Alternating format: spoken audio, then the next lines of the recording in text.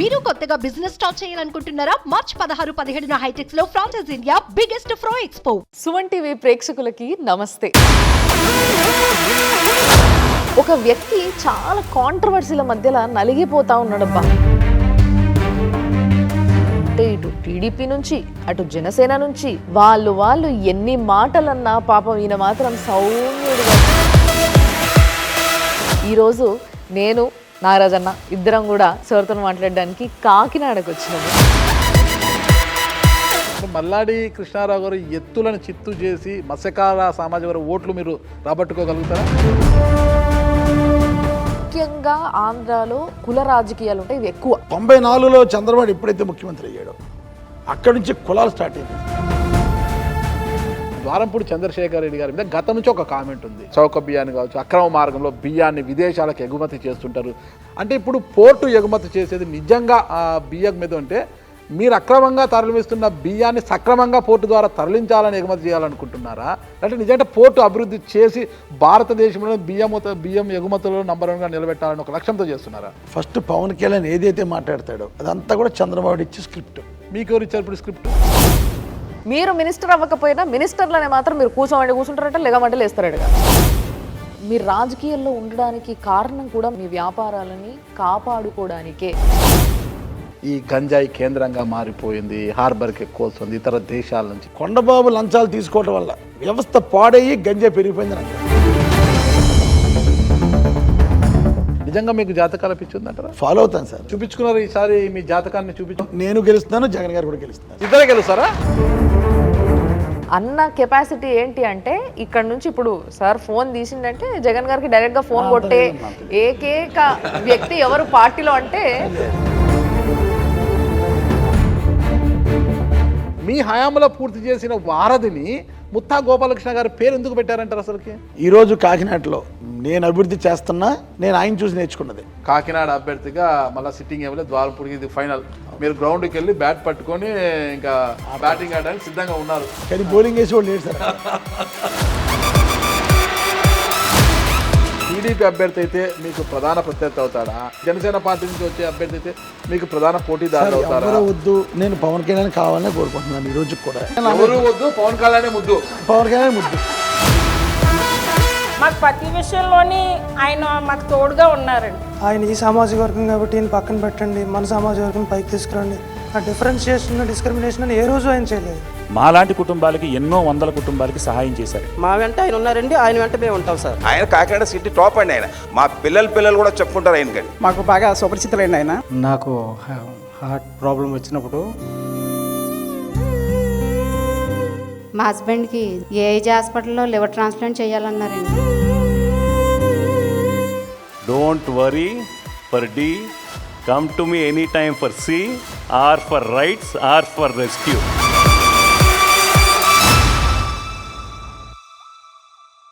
Suman TV ప్రేక్షకులకి నమస్తే. అయితే ఈరోజు ఒక వ్యక్తి చాలా కాంట్రవర్సీల మధ్యలో నలిగిపోతా ఉన్నాడబ్బా. అసలు ఎందుకు అంటే ఇటు టీడీపీ నుంచి అటు జనసేన నుంచి వాళ్ళు ఎన్ని మాటలన్నా పాపం ఈయన మాత్రం సౌమ్యుడిగా అట్లా ముఖం అట్లా మంచి ఒక స్మైలీ ఫేస్ పెట్టుకొని అందరి మధ్యలో తిరుగుతూ అందరితో చాలా మర్యాదగా మాట్లాడుతూ అసలు ఆ కాంట్రవర్సీలు నావి కానే కావు అన్న రేంజ్లో ఒక మంచి ఎక్స్ప్రెషన్తో నడుచుకుంటూ ఆయన పని ఆయన చేసుకుంటూ వెళ్ళిపోతూ ఉంటాడు. కానీ ఇంతకీ ఇలాంటి వ్యక్తి పైన ఇన్ని కాంట్రవర్సీలు ఎందుకు? దీంట్లో నిజమేంది, అబద్ధమేంది, అసలు ఎవరు దేంతో ఏకీభవిస్తారు? మొత్తం అయిపోయిన తర్వాత మీరే చెప్పుండ్రి. సో ఈరోజు నేను నాగరాజన్న ఇద్దరం కూడా సార్తో మాట్లాడడానికి కాకినాడకు వచ్చినాము. సో కాకినాడ చెప్తున్నా అన్న. So Kakinada MLA, sitting MLA Dwarapudi Chandrasekhar Reddy గారు ఆయన మాతో ఉన్నారు. ఆయనతో మాట్లాడదాము. చాలా ముచ్చట్లు ఉన్నాయన్న మన దగ్గర. సార్ నమస్తే.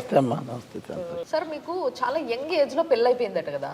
చాలా చిన్న ఏజ్ లో, అంటే ఎగ్జామ్స్ టైంలోనే పెళ్లి చేసేసారు. 20 years వయసు అప్పుడు అయిపోయింది. అది కూడా ఎగ్జామ్స్ అప్పుడు, ఎగ్జామ్ టైంలో ఐ వాజ్ రైటింగ్ ఎగ్జామ్. ఆ రోజు కూడా అసలు ఎగ్జామ్ టైంలో పెళ్లి చేసేంతగా మీరు ఏం చేశారా? ఆ రోజు పెళ్లి ప్రయారిటీ, ఎగ్జామ్ ప్రయారిటీ అంటే పెళ్ళే ప్రయారిటీ. ఎగ్జామ్ చదివి కాదు, తెలిసిన అమ్మాయి. అయితే మీరు ఏదో చేస్తుంటారు అదే పెళ్లి ప్రయాట ఎగ్జామ్ ప్రయాట పెళ్లి ప్రయాట ఆ రోజు పెళ్ళి చదివాను కాదు కదండి. ఓకే. సో చదువు ప్రయారిటీ లేదు. జీవితాన్ని మాత్రం బాగా చదివారు. పర్లేదు సార్, ఏదో చదివాను. జీవితాన్ని బాగా చదివారు అయితే. జీవితాన్ని కాదు, ఉన్న సర్కిల్, ఫ్రెండ్ సర్కిల్ వల్ల చాలా జీవితాలు చూశాను కాబట్టి ఓకే. జీవితాలు చూసేట్టు అయిందండి. ఓకే, అందుకు పెళ్ళే ప్రయారిటీ ఇచ్చారు. కానీ నాకు తెలిసింది ఏంటంటే నాకు అట్లా అనిపించలేదు. మరి అంటే జనాలు మాట్లాడుకునే దాన్ని బట్టి నేను కలెక్ట్ చేసుకునే ఇన్ఫర్మేషన్ని బట్టి నాకు అర్థమైంది ఏంటంటే సార్, మీరు బాగా గొడవల్లో బాగా ఇన్వాల్వ్ అయ్యేవాళ్ళు, అందుకోసం కాలేజీలో పెళ్లి చేసేసారని. అంతేనండి, ఆల్మోస్ట్ అంతే. వీడు అల్లరి చేస్తున్నాడు, పెళ్లి చేసాడు అని కూడా కదండి చిన్నప్పుడు ఒక సామెత ఉంది. ఈయన వంగవీటి మోహన్ రంగా ఫాలోవర్ గా ఉంటూ విజయవాడకి వెళ్ళిపోయారంట. ఈయన అప్పట్లోనే చిన్న వయసులోనే వెళ్ళిపోయారంట. రంగ గారు అంటే ఒక ఇష్టం. వెళ్ళిపోయి ఆయన చూస్తే చాలా అనిపించింది, వెళ్ళిపోయేవాడిని, చూసేవాడిని, వచ్చేవాడిని. ఆయన కూడా అలా గౌరవించేవాడు నన్ను. అందుకేనా మీకు తొందరగా పెళ్లి చేశారా? అలా అని కాదండి, వీడు అల్లరి చేస్తున్నాడు పెళ్లి చేశారని అంటుంటారు. ఆ కోవకు చెందినవాడిని నేను. అదనమాట. అల్లరి చేస్తున్నారు కానీ పెళ్లి చేశారు. బాగుందా వివాహ జీవితము? హ్యాపీ, చాలా హ్యాపీ. చాలా హ్యాపీగా ఉంది. హ్యాపీగా ఉంది. పిల్లలు కూడా తొందరగా సెటిల్ అయిపోతారు. చిన్నప్పుడు పెళ్లి చేసుకున్నాం కదా, అదే అడ్వాంటేజ్. తొందరగా పెళ్లి అయిపోతే అడ్వాంటేజ్ అదే, మన కళ్ళ ముందే పిల్లలు సెటిల్ అయిపోతారు. నేను ఒకటి విన్నాను, ద్వారంపూడి చంద్రశేఖర్ రెడ్డి గారు ఒక మాట అన్నారు అంటే ఆ మాట కట్టుబడి ఉంటారు. అది ఏదైనా మంచి కానీ చెడు కానీ నాలుగు నుంచి ఒక మాట వచ్చింది అంటే దానికి కట్టుబడి ఉంటారు, ఎటువంటి పత్రం వెనక్కి తీసుకోరని. అవును సార్. ఇటీవల మీరు అదే ద్వారంపూడి చంద్రశేఖర్ ఏదైతే ఉందో, ఏ క్రెడిబిలిటీ ఉందో, అయితే ఒక మాట అన్న తర్వాత తిరిగి మళ్ళీ వెనక్కి తీసుకునే పరిస్థితి వచ్చింది అన్నది మేము వినబడ్డాం. అంటే రీసెంట్ గా మీరు విషయంలో సారీ చెప్పడం జరిగింది. సారీ అని కాదు, వెనక్కి తీసుకున్నాను. అది ఏంటంటే 16వ తారీఖున కళ్యాణం జరిగింది, వెంకటేశ్వర స్వామి కళ్యాణం. అప్పుడు నేను భోజనాలు తిండి మానేసి 17 రోజుల నుంచి నేను తిండి తింటలే, దీక్షలో ఉన్నాను. కరెక్ట్గా ఆ రోజే దీక్ష విరమించాను. ఆ రోజు సాటర్డే కూడా. ఆ రోజు దీక్ష విరమించిన రోజు అది. బాగా స్ట్రైన్ అయి ఉన్నాను.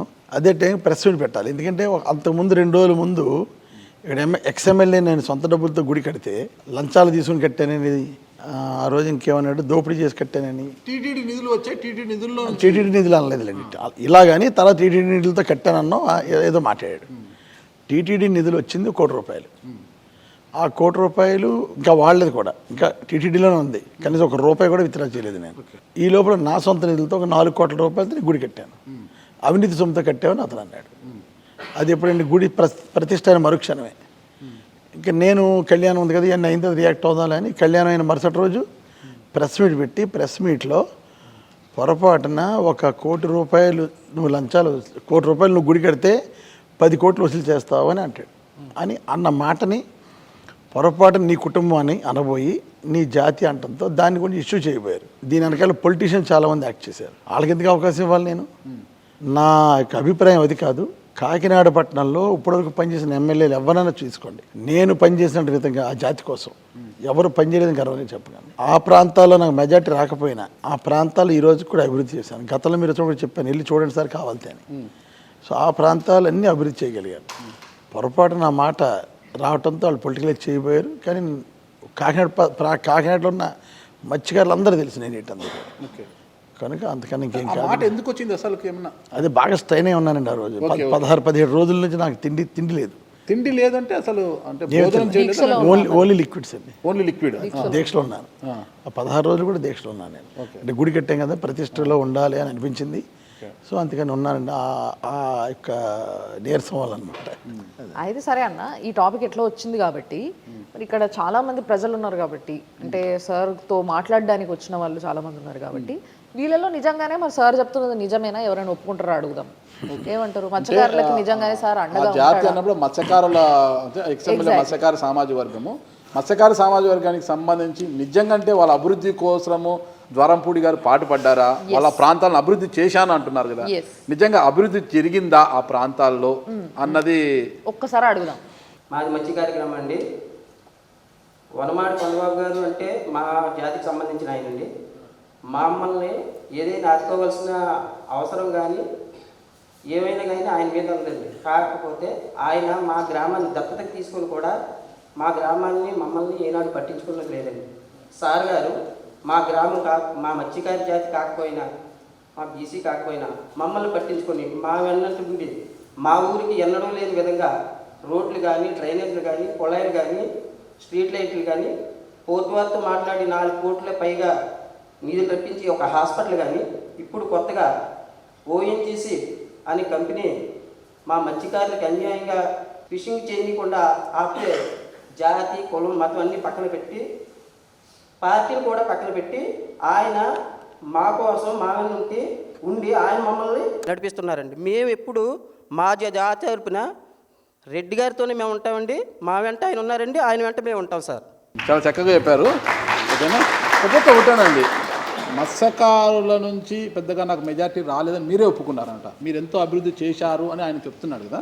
నాకు అర్థం కాదు ఏంటంటే, మత్స్యకారుల కోసం ఇటీవల ఒక ఉద్యమం జరుగుతుంది, ఆ ఉద్యమంలో మీరు పాల్గొన్నారు. అదే విషయాన్ని సీఎం గారి దృష్టికి కూడా తీసుకెళ్ళారు. ఈ నెల 4వ తారీఖు మీరు సీఎం గారిని మొన్న కలిసి సీఎం గారిని కూడా విన్నవించినట్టు తెలిసిందనమాట. ఎందుకు ఒక అధికార పార్టీ ఎమ్మెల్యేగా ఉండి ఉద్యమంలో ఎందుకు పాల్గొనాల్సి వచ్చింది? ఇప్పటికే అంటే సముద్ర గర్భంలో నుంచి వాయు నిక్షేపాలను వెలికి తీస్తున్నారు ఓఎన్జీసీ, రిలయన్స్ సంస్థలు. తద్వారా ఆ ప్రాంతాలంతా కూడా ఉపాధి కోల్పోతారు మత్స్యకారులు. ఫిషింగ్ అక్కడ ఉండదు కాబట్టి వేటకు వెళ్ళలేరు. ఆ వేటకు వెళ్ళిన చేపలు దొరకవు కాబట్టి వాటికి నష్టపరిహారం చెల్లించాలి, ఉపాధి కల్పించాలి. అది ఒక డిమాండ్. ముమ్మడివరం కావచ్చు, ఇక్కడ ఈ ప్రాంతాలంతా కూడా. 2009 నుంచి ఇప్పటి వరకు కూడా వాళ్ళకి నష్టపరిహారం చెల్లించాలని మీరు ఒక ఉద్యమంలో పాల్గొన్నారు, సీఎం దృష్టికి తీసుకెళ్లారు. ఇప్పుడే ఎన్నికల మూమెంట్లోని ఇది ఎందుకు గుర్తుకొచ్చింది అంటే ఏమంటారు అసలు మీరు? ముమ్మిడివారం, యానం, ఇతర ప్రాంతాలకు వచ్చింది, అది వేరేది. ఆ కాంపిటీషన్ వేరు. ఓకే. 2009లో వాళ్ళ ఏరియా నుంచి ఈ పైప్ లైన్ వెళ్తుంది, కాలువలోంచి అని కానీ గోదావరిలో కానీ.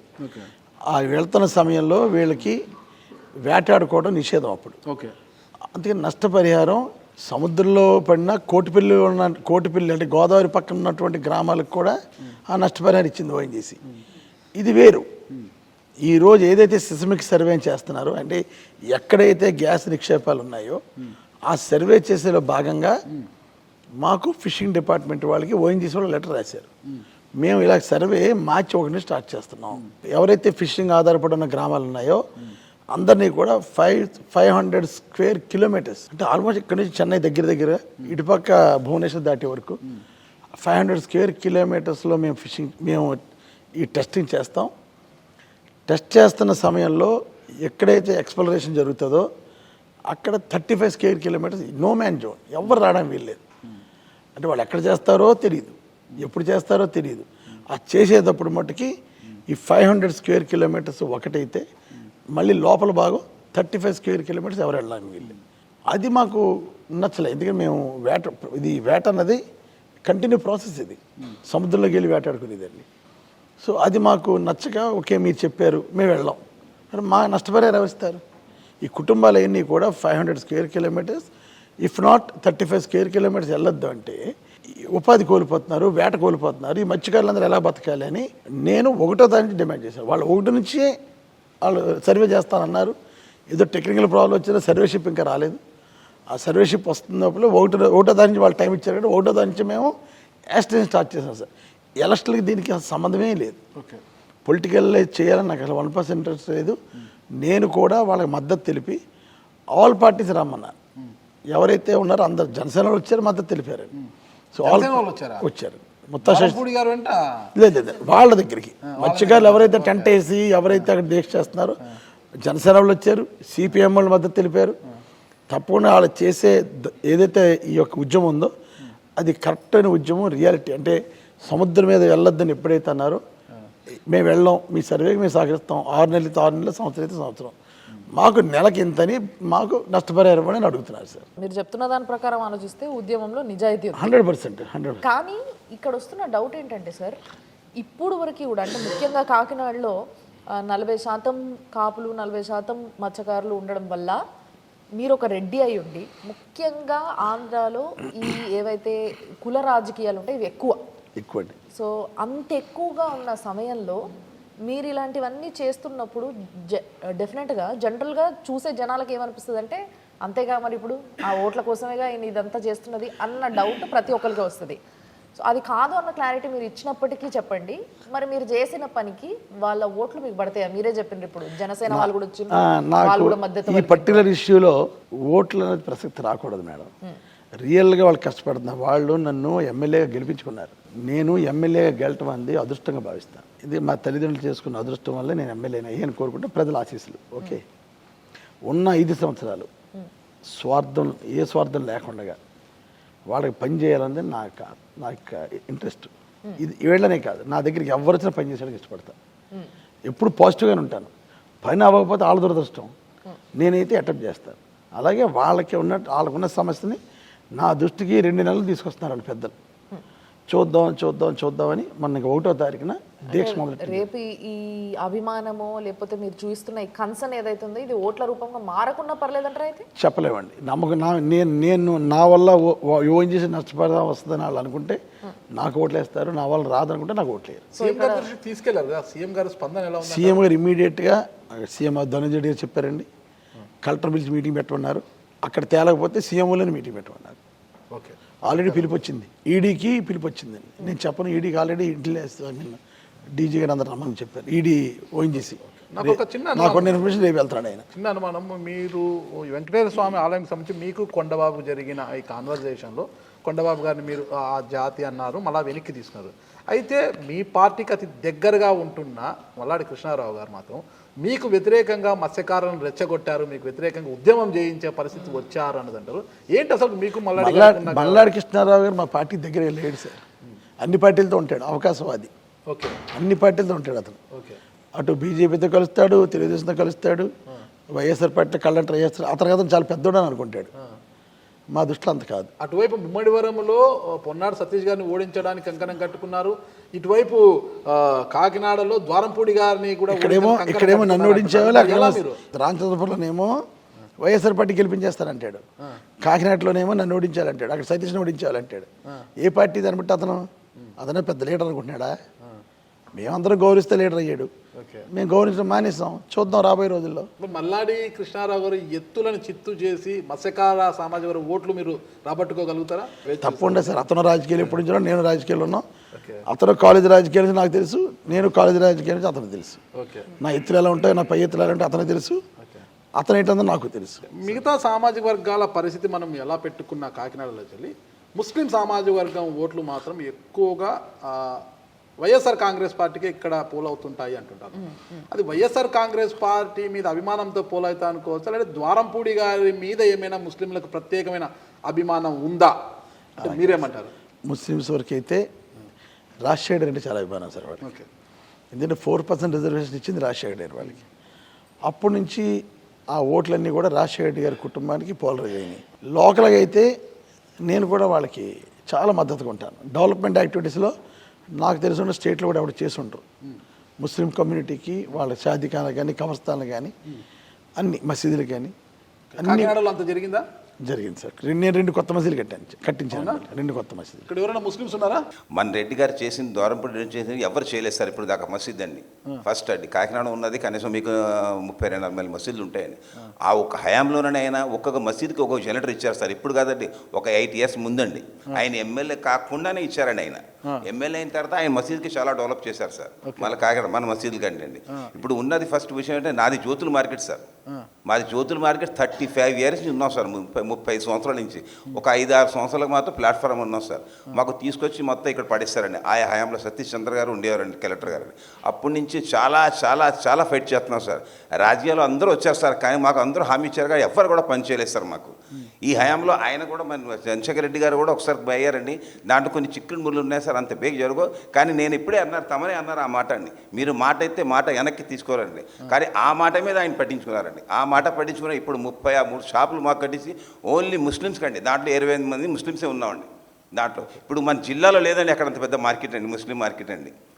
క్లాత్ మార్కెట్ సంబంధించింది ఎక్కడే లేదండి మన జిల్లా. తీరిపోయాయా? తీరిపోయా సార్. ఇంకా చేయాల్సింది ఆయన మేము చెప్పాలి సార్. ఆయన మనసులో మా ముస్లిం గురించి ప్రత్యేకంగా ఉంది సార్. ఈయన కానివ్వండి, మన సీఎం జగన్ గారు కానివ్వండి, వైఎస్ రాజశేఖర్ గారి కాబట్టి ముస్లిమ్స్ అంటే ఒక రకమైన అభిమానం సపరేట్ అండి. అది 4% రిజర్వేషన్ అక్కడి ముందు నుంచి తర్వాత వచ్చింది మాకండి. ఇది ఒక్క నిమిషం చెప్పండి సార్. మీరు వ్యక్తిగతంగా వైసీపీ అభిమానుల ద్వారంపూడి గారి అభిమానుల? ముందు కావాల్సిన మాకు వైసీపీ, దాని తర్వాత ద్వారంపూడి అండి. మాకు ఉన్నది కాకినాడ అండి. ముందు ఆయన కాకినాడ మాకండి. ఫస్ట్ వైఎస్ రాజశేఖర్, మాకు వైఎస్ రాజశేఖర్ నుంచి సార్ మాకు ఫోర్త్ పర్సెంట్ వచ్చిన కాడి నుంచి మాకు ఉందండి ఇది. ఆయన ద్వారంపూడి చంద్రశేఖర్ రెడ్డి చేస్తారు. ఆయన కాకినాడ సిటీ టాప్ అండి. ఆయన లీడర్ అంతా ఇప్పుడు కూడా అండి మాకు సంబంధించి కాదు సార్, మా పిల్లలు కూడా చెప్పుకుంటారు ఆయనకండి. మా సమస్య కాదు సార్, ఇక్కడ మేమేదో వ్యాపారం చేస్తున్నాం కాదు. మా దాంట్లోనే మా జ్యోతుల మార్కెట్లో 500 కుటుంబాలు ఉన్నాయి సార్, 1-2 కాదండి. మేము 33 మంది ఉండే మా దగ్గర పనిచేసిన కూడా ముగ్గురేసి నలుగురేసి ఉన్నారు సార్. ద్వారంపూడి గారిని ముస్లిం సమాజ వర్గం వ్యక్తిగతంగా అభిమానిస్తుందా? బ్రహ్మాండంగా సార్, బ్రహ్మాండంగా అండి. మేము చెప్పాం సార్, మీరు అదే మాట అన్నారు సార్. స్ట్రైట్ గా ప్రశ్న చెప్పండి సార్. ద్వారంపూడి గారు స్వతంత్ర అభ్యర్థిగా పోటీ చేస్తారు, గ్యారెంటీ గెలుస్తారు. ఓకే, గ్యారెంటీ మే సపోర్ట్ ఇక్కడ ముస్లిం గారు గ్యారెంటీ గెలుస్తారు సార్. ఆ మాత్రం మాకు ఉందండి అభిమానం. ఆయన ముందు ఫస్ట్ అక్కడ నిలబడాలని ఒక ప్రశ్నతో అభిమానాన్ని ఆపలేమన్నట్టు.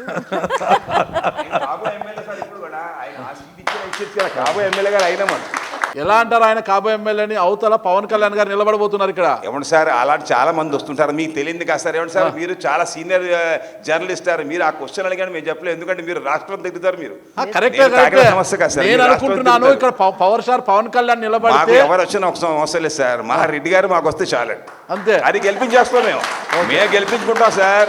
మాకు ఉంది కదా సార్, ఆ ధైర్యం మాకు ఉంది సార్. మేము గెలిపించుకుంటాం, అంతే చాలు సార్. సార్ మీరే చెప్పండి, మామూలుగా ఇంతకు ముందు ఇటు టీడీపీ బీజేపీ పొత్తులో ఉండి మద్దతు జనసేన పలికినప్పుడే మీరు ఫట్ ఓడిపోయాను కదా. సో 3 పార్టీలు పొత్తు పెట్టుకొని మీ మీద దాడి చేస్తే, అంటే రాజకీయ దాడి చేస్తే 2014లో బీజేపీ టీడీపీ పొత్తు, జనసేన బయట నుంచి మద్దతు ఇచ్చింది. అప్పుడు ఓడిపోయారు. ఓకేనా, 19లో విడివిడిగా పోటీ చేశారు. ద్వారంపూడి గారు గెలిచారు. ఇప్పుడు మళ్ళా కలిసి వస్తున్నారు. ముగ్గురు కలిసి వస్తే చరిత్ర రిపీట్ అవుతుందా? హిస్టరీ రిపీట్ అవుతుందా? ఏ చరిత్ర అనేది చెప్పాలి సార్. అందులో చాలా క్లియర్ సార్. 2014లో మన రాష్ట్రం విడిపోయింది. ఓకే, మోడీ చాలా హవా. ఓకే, గుజరాత్ ముఖ్యమంత్రిగా ఉంటూ మోడీని పిఎం క్యాండిడేట్ ప్రమోట్ చేశారు బీజేపీ వాళ్ళు. చంద్రబాబు నాయుడు ఇడిపోయిన కొత్త రాష్ట్రానికి ఎక్స్పీరియన్స్ ముఖ్యమంత్రి ఉండాలి అని పబ్లిక్, అంటే ఒక సెక్షన్ ఆఫ్ పబ్లిక్ భావించారు. కాబట్టి అనుభవం ముఖ్యమంత్రి ఆ రోజు వరకు చంద్రబాబు నాయుడు కదా అని చంద్రబాబు నాయుడు కొంచెం మద్దతు తెలిపారు. అన్నింటికంటే ముఖ్యమైనది పవన్ కళ్యాణ్ని యువతంతా ఆకర్షించారు. ఎందుకంటే రాజశేఖర రెడ్డి గారు లేని కాంగ్రెస్ పార్టీకి చిరంజీవి గారు మద్దతు తెలిపారు. దాన్ని విభేదించి పవన్ కళ్యాణ్ బయటకు వచ్చాడు. ఆ రోజు పవన్ కళ్యాణ్ హీరో కింద చూశారు. కనుక ముగ్గురు కూడా మంచి అడ్వాంటేజ్ పొజిషన్లో ఉన్న పరిస్థితి ఆ రోజు. ఈరోజు మోడీ అంటారా, ఓకే, ఆయన అంత క్రేజ్ లేదు కానీ పర్వాలేదు. చంద్రబాబు 2014 గెలిచిన తర్వాత అప్పుడు ఇచ్చిన హామీలు ఏదీ నెరవేర్చలేదు. పవన్ కళ్యాణ్ ఆ రోజు బయట మద్దతు ఇచ్చాడు. 2019లో గవర్నమెంట్ ఒక వ్యతిరేక ఓటు చేర్చడానికని విడిగా పోటీ చేశాడు. రెండు వేషాలైనవి. ఇంక 3వ వేషం కలిసిపోతున్నారు, కలిసి పోటీ చేస్తారు. ఈరోజు పవన్ కళ్యాణ్ కానీ చంద్రబాబు నాయుడు కానీ ఎవ్వరూ నమ్మట్లేదు. కనుక 2014 ఎట్టుమైన రిపీట్ అవ్వదు. అది వాళ్ళ రిపీట్ అవుద్దేమని ఆస్తో ఉంటే అది వాళ్ళ భ్రమ. సరే, చంద్రబాబుని పవన్ కళ్యాణ్ని బీజేపీని ఎవరు నమ్మడం లేదంటున్నారు కదా, మీలో ఒక్కరైనా చెప్పండి, ద్వారంపూడి గారిని మీరు ఎందుకు నమ్ముతున్నారు, ఎందుకు నమ్మాలి అంటారు? మాకు ప్రతి విషయంలోని ఆయన మాకు తోడుగా ఉన్నారండి. కాకినాడ సిటీ డెవలప్ విషయంలో కానీ మాకేమైనా ఇబ్బంది వచ్చినా అన్నా సరే సొంత మనిషిలాగా మాకు ఉంటారండి ఆయన ఎప్పుడు. మీలో ఎవరైనా సరే ఏది మలుపు, అంటే సార్కి కాకినాడలో ఇంత అభిమానులు పెరగడానికి ఏది మలుపు, ఏ పని చేయడం వల్ల ఈరోజు కాకినాడ మొత్తం, అంటే ముఖ్యంగా మీలా చాలామంది ఫ్యాన్స్ సార్ వెనకాల ఉన్నారు? సార్ నా పేరు హర్నాథ్ అండి, జగన్నాథపురం. ఓకే, ఆయన ఎమ్మెల్యే అవ్వకముందు నుంచి కూడా మాకు బాగా సుపరిచితులండి. ఆయన ఎలాంటి ప్రాబ్లం ఉన్నా సరే, నేను వైఎస్ఆర్ కమ్యూనిటీకి సంబంధించిన వాడిని జగన్నాథపురంలో. నాకు ఏదైనా ప్రాబ్లం వచ్చిందంటే ఆయన చెప్పగానే వెంటనే ప్రాబ్లం సాల్వ్ చేశారండి. ఈ మధ్య రీసెంట్గా 3-4 ప్రాబ్లమ్స్ సాల్వ్ చేశారండి ఆయన. ఏమవి? షాప్ దగ్గరికి వచ్చి ఆఫీసర్స్ కొంచెం డిస్టర్బెన్స్ చేశారండి, ఫుడ్ ఇన్స్పెక్టర్స్ వాళ్ళు. వెంటనే నేను ఆయన దగ్గరికి వచ్చానండి. వీరభద్రెడ్డి గారికి ఫోన్ చేస్తే అన్నగారు ఇంటి దగ్గర రమ్మన్నారన్నారు. వెంటనే వెళ్ళానండి. వెళ్ళగానే ఫుడ్ ఇన్స్పెక్టర్ గారికి ఫోన్ చేశారు. ఫోన్ చేసి వెంటనే మాట్లాడారు. వాళ్ళు మా వాళ్ళే, చాలా మాకు బాగా కావాల్సిన వాళ్ళని చెప్పేసి వెంటనే చెప్పగానే వెంటనే క్లోజ్ చేస్తారండి. అలాగే ఒక చర్చి పక్కన మా వైఎస్ఆర్ కమిటీలోనండి గోడకు ప్రాబ్లం వచ్చిందండి. అది ఎప్పటి నుంచో చాలా ఒక 15-20 సంవత్సరాల నుంచి ఉంది సార్. అది ఎవరు ప్రాబ్లం సాల్వ్ చేయలేకపోయారండి. ఆఖరికి ఎమ్మెల్యే గారి దగ్గరికి రాగానే ఆయన ప్రాబ్లం సాల్వ్ చేశారు. వాళ్ళు చాలా హ్యాపీగా ఫీల్ అయ్యారండి. ఇయే కదండి, ఇంకా 3-4 ప్రాబ్లమ్స్ తీసుకొచ్చానండి నేను. చాలా చాలా చాలా బాగా హెల్ప్ చేసి ఏ టైంలో ఉన్నా సరే మాకు చాలా హెల్ప్ చేస్తారండి. నేను ఎప్పటికప్పుడు సమస్యలు పరిష్కరిస్తారు కాబట్టి ఆయన నమ్ముతారు కంపల్సరీగానండి. అలాగే సార్ గత ప్రభుత్వం ఉన్నప్పుడు మీరు ఆ ఇంటి పక్కన ఇల్లు కట్టుకుంటే చాలా ఇబ్బంది పెట్టారు సార్ మమ్మల్ని. ఓకే. అప్పుడు ఆయన ఎమ్మెల్యే కింద లేరండి. అయినా సరే ఆయన ఫోన్ చేసి ఇమీడియట్గా ఆ ఇల్లు కడుతుంటే టాటర్లోను ఈ గేట్ ఇలా పెట్టారు అలా పెట్టారు అని చెప్పేసి టాటర్లు వేసుకొని తీసుకెళ్ళిపోయారండి సామాన్లని పనిముట్లని. నేను వెంటనే సార్కి ఫోన్ నేను మాట్లాడలేదు, ఆయనకి ఆల్రెడీ ఫోన్ వచ్చిందని అప్పటికే ఇలాగ హర్నాథ్ దగ్గర ఇలాగని చెప్పేసి వెంటనే ఫోన్ చేసి వెనక్కి రప్పించారండి. పదవులో లేకున్నప్పుడే ఇలా చేస్తున్నాను, నాకు పదవులు వచ్చిన తర్వాత ఇంకా ఎంత బాగా చేస్తానని మనసులో అనుకునేవాడిని అండి. నేను ఆయన చాలా ఫేవరెట్ అండి. సార్ ఒకటి, బీజేపీ సెంట్రల్ గవర్నమెంట్గా ఉంటూ, అంటే బీజేపీ సెంట్రల్ గవర్నమెంట్లో అధికారంలో ఉండి కాకినాడ ఒక ఐడియల్ సిటీ, ఒక అన్నిటికీ ఎలిజిబుల్, అంటే ప్రతి ఒక్కరు జీవనాధారం హ్యాపీగా సాఫీగా సాగించడానికి ఒక మంచి అనుకూలమైన సిటీ కాకినాడ అని చెప్పి బిరుదీయంగా కూడా టీడీపీ హయాం తర్వాత మీరు చేసిన ఆరోపణ ఏంటి అని అంటే, ఏంది అలాంటి సిటీని కూడా మీరు అన్నారు ఏంటంటే ఆయన ఏం డెవలప్ చేయలేదు చంద్రబాబు గారు, రోడ్లు చాలా నీచంగా పడున్నాయి అట్లా అని చెప్పేసి అన్నారు మీరు. సో మీరన్నమాట అది. సో మరి ఇప్పుడు మీరు డెవలప్ చేసినట్టేనా నిజంగా ఏదైతే ఆ రోడ్లు గీళ్ళు అవన్నీ బాగానే ఉన్నాయి అంటారా మరి? 100% అండి. ఎందుకంటే మాకు స్మార్ట్ సిటీగా అనౌన్స్ చేయడం జరిగింది. ఎస్, 1000 కోట్లు అంటే state government 500 crores, central government 500 crores funding. నేను ఎమ్మెల్యే సమయానికి 750 కోట్లు ఖర్చు పెట్టేయటం, టెండర్ పిలిచేయటం, డెవలప్మెంట్ అయిపోయినట్టు కూడా. అంటే ఎక్కడ ఉన్నాయో ఏంటో ఏమీ తెలియదు. కొన్ని ఎక్స్టెన్షన్ ఏరియాలో, అంటే అక్కడ జనాభా లేని ప్రాంతాల్లో ఇల్లులు కూడా రాలే, అటువంటి ప్రాంతాల్లో కూడా రోడ్లు వేసిన పరిస్థితి. అంటే అవసరం లేదు అక్కడ. నేను ఎమ్మెల్యే సమయం నాకు దగ్గర మిగిలింది 250 కోట్లు. ఆ 250 కోట్లలో ఫస్ట్ ప్రయారిటీ స్లమ్స్కి ఇచ్చాను నేను. స్లమ్లో రోడ్లు వేయటం కానీ ఇతరత్ర, అంటే ఎక్కడైతే హైలీ థిక్లీ పాపులేటెడ్ ఉందో ఆ థిక్లీ పాపులేటెడ్ దగ్గర నేను డెవలప్మెంట్ చేసిన పరిస్థితి. ప్రజలకు అంతకన్నా ఇంకేం కావాలి? ఒక ఎగ్జాంపుల్ చెప్తానండి. మాకు సర్పవరం సెంటర్ నుంచి జగన్నాథపురం బాలయ్య విగ్రహం వరకు ఒక రోడ్డు వైండింగ్, మెయిన్ రోడ్డు మాకు కాకినాడ పట్టణం మెయిన్ రోడ్ అదే. ఆ రోడ్డు ఫస్ట్ టెండర్ వేసినప్పుడు 83 కోట్లు. ఎవరో టెండర్ వేసారో తెలుగుదేశం ప్రభుత్వంలో అయింది, కన్ఫర్మ్ చేశారు. మళ్ళీ మహానుభావుడు లోకేష్ ఎంటర్ అయ్యి అని అన్నారు ఆ రోజు. అది క్యాన్సిల్ చేసి మళ్ళీ రీటెండర్ పిలిచారు. 130 కోట్లకి వెళ్ళింది నా టెండర్. రాజకీయం ఉందన్న మాట కూడా నడుస్తుంది. ఆ టెండర్ 130 కోట్లకి వెళ్ళింది. క్రియేట్ చేసిందే మీరు, అంటే ఆ పురానికి క్రియేటరే మీరు. అలా కాదండి. అక్కడ ఇల్లులు కూడా అందరికి మీ బినాములు, మీకు తెలిసిన వాళ్ళు జగన్నాథపురం ఒక పేరు. జగన్నాథపురం అనేది ఇప్పుడున్న సిటీ కాదండి, అది ఓల్డ్ సిటీ. మాకు అది బ్రిటిషర్స్ కాలం నుంచి ఉన్న city Jagannathpur. Jagannathpur main road ఏరియాలో బ్రిటిషర్స్ కాలం నుంచి ఉంది. తర్వాత ఎన్ని ఎక్స్టెన్షన్ ఏరియాస్ అలా డెవలప్ అవుతూ వెళ్ళింది. సో జగన్నాథపురంలో నేను డెవలప్ అంటే నేనేదంటే మీ క్వశ్చన్ నాకు అర్థం అవ్వలేదు. నా మనుషులు అక్కడ ఉన్నారు, ఒక 30,000 మందికి ఇల్లు అదంటారు. అది జగన్నాథపురం ఏరియాలో జగనన్న కాలనీ కింద ఇళ్ల పట్టాలు పంపిణీ చేసిన వాళ్ళు ఎక్కువ మీ బినామీలే ఉన్నారు, చాలా తక్కువ ఉన్నారు. తప్పండి. చాలా ట్రాన్స్పరెంట్ గా చేసాం. ఓన్లీ జగన్నాథపూర్లో 8,800 మందికి పట్టాలు ఇచ్చాం. కొంచెం మిడిల్ క్లాస్ ఫ్యామిలీస్ ఎక్కువ అక్కడ. సో పైపచ్చు ఫిషర్మన్ కమ్యూనిటీ ఉండే ఏరియా అండి, అది ఎక్కువ. 8,800 ఇటుపక్క మిగతా 21 కాకినాడ ప్రాంతం మొత్తం 30,000 మందికి ఇచ్చామండి. 30,000 మందిలోనే కూడా వెరీ ట్రాన్స్పరెంట్. జగన్ గారి ప్రభుత్వం వచ్చింది ఒకటి చెప్తా, ఎక్కడ పొలిటికల్ ఇన్వాల్వ్మెంట్ లేకుండా ప్రతి పథకాన్ని పెట్టాడు. ఉద్యోగాలు, సచివాలయ ఉద్యోగాలు వేసినా, ఏ ఉద్యోగాలు వేసినా పొలిటికల్ ఇన్వాల్వ్మెంట్ ఉండదు అసలు, ప్యూర్లీ ఆన్ మెరిట్. జీజీహెచ్లో మొన్ననే జరిగింది, కాంట్రాక్ట్ బేస్ మీద చాలామందిని పిలిచో చాలామంది అప్లికేషన్ పెట్టారు. అన్నీ కూడా బేస్డ్ ఆన్ మెరిట్. లిస్ట్ కూడా డిస్ప్లే చేసేస్తాం. లిస్ట్లో డిస్ప్లే చేసిన తర్వాత పొరపాటున వేరేవాడి మార్కులు ఎక్కువ వచ్చి, అంటే వాడు బెటర్ ఫీల్ అయితే వాడి పేరు కింద ఉందనుకోండి, వెంటనే కంప్లైంట్ చేయొచ్చు. సో జగన్ గారి ప్రభుత్వంలో మీ అందరూ ఎందుకు హ్యాపీగా ఉన్నామంటే ఆ ట్రాన్స్పరెన్సీ వల్ల మేము అందరూ హ్యాపీగా ఉన్నాం. పొరపాటున ఎమ్మెల్యే చెప్తుంది అవుతుంది, ఎమ్మెల్యే బినామీలు పెట్టుకుంటే అవుతుంది అని వచ్చింది అనుకోండి, మేము ఇక్కడ రాజకీయం చేయలేం. జగన్ గారు ఆ విషయంలో చాలా స్ట్రిక్ట్గా ఉన్నాడు కాబట్టి మేము ప్రశాంతంగా ఉన్నాం. సో కాకినాడలో చాలా బిజినెసెస్ మీ ఉన్నాయని చెప్పి విన్నా సార్ నేను. అండ్ మీరు రాజకీయాల్లో ఉండడానికి కారణం కూడా మీ బిజినెస్లని, మీ వ్యాపారాలని కాపాడుకోవడానికే. నాకు ఏ వ్యాపారాలు లేవండి. నాకైతే ఏ వ్యాపారం లేవు. మా తమ్ముడు చేస్తాడు, మా తమ్ముడు చేసిన రైస్ ఎక్స్పోర్ట్ చేస్తాడు, ప్రాన్ ఎక్స్పోర్ట్ చేస్తాడు, అంతే. రైస్ ఎక్స్పోర్ట్ చేస్తాడు. చాలా అని కాదు, ఇండియాలోనే మంచి కంపెనీ తమ్ముడిది. అది దానికి రిలేటెడ్గానే ఒక ప్రశ్న అడగబోతుంది. చెప్పండి సార్. భారతదేశంలోనే కాకినాడ పోర్టును బియ్యపు ఎగుమతులలో మొదటి స్థానంలో నిలబెట్టాలనే ఒక లక్ష్యంతో మీరు 100 కోట్ల రూపాయల నిధులను తీసుకొచ్చి కాకినాడ పోర్టుని అభివృద్ధి చేస్తున్నారు. అది మంచి పరిణామం అది. అయితే ఆల్రెడీ ద్వారంపూడి చంద్రశేఖర్ రెడ్డి గారి మీద గతం నుంచి ఒక కామెంట్ ఉంది. చౌక బియ్యాన్ని కావచ్చు, అక్రమ మార్గంలో బియ్యాన్ని విదేశాలకు ఎగుమతి చేస్తుంటారు, తద్వారా కోట్ల రూపాయలకు పడగలెత్తారు, కోట్ల రూపాయలు పోగేశారు. ఈ డీజిల్ విషయం అయితేనేమి, బియ్యం విషయంలో అయితే మీ మొదటి నుంచి మీ మీద ఉన్న కామెంట్ అది. పవన్ కళ్యాణ్ గారు కూడా దీన్ని కామెంట్ చేశారనమాట.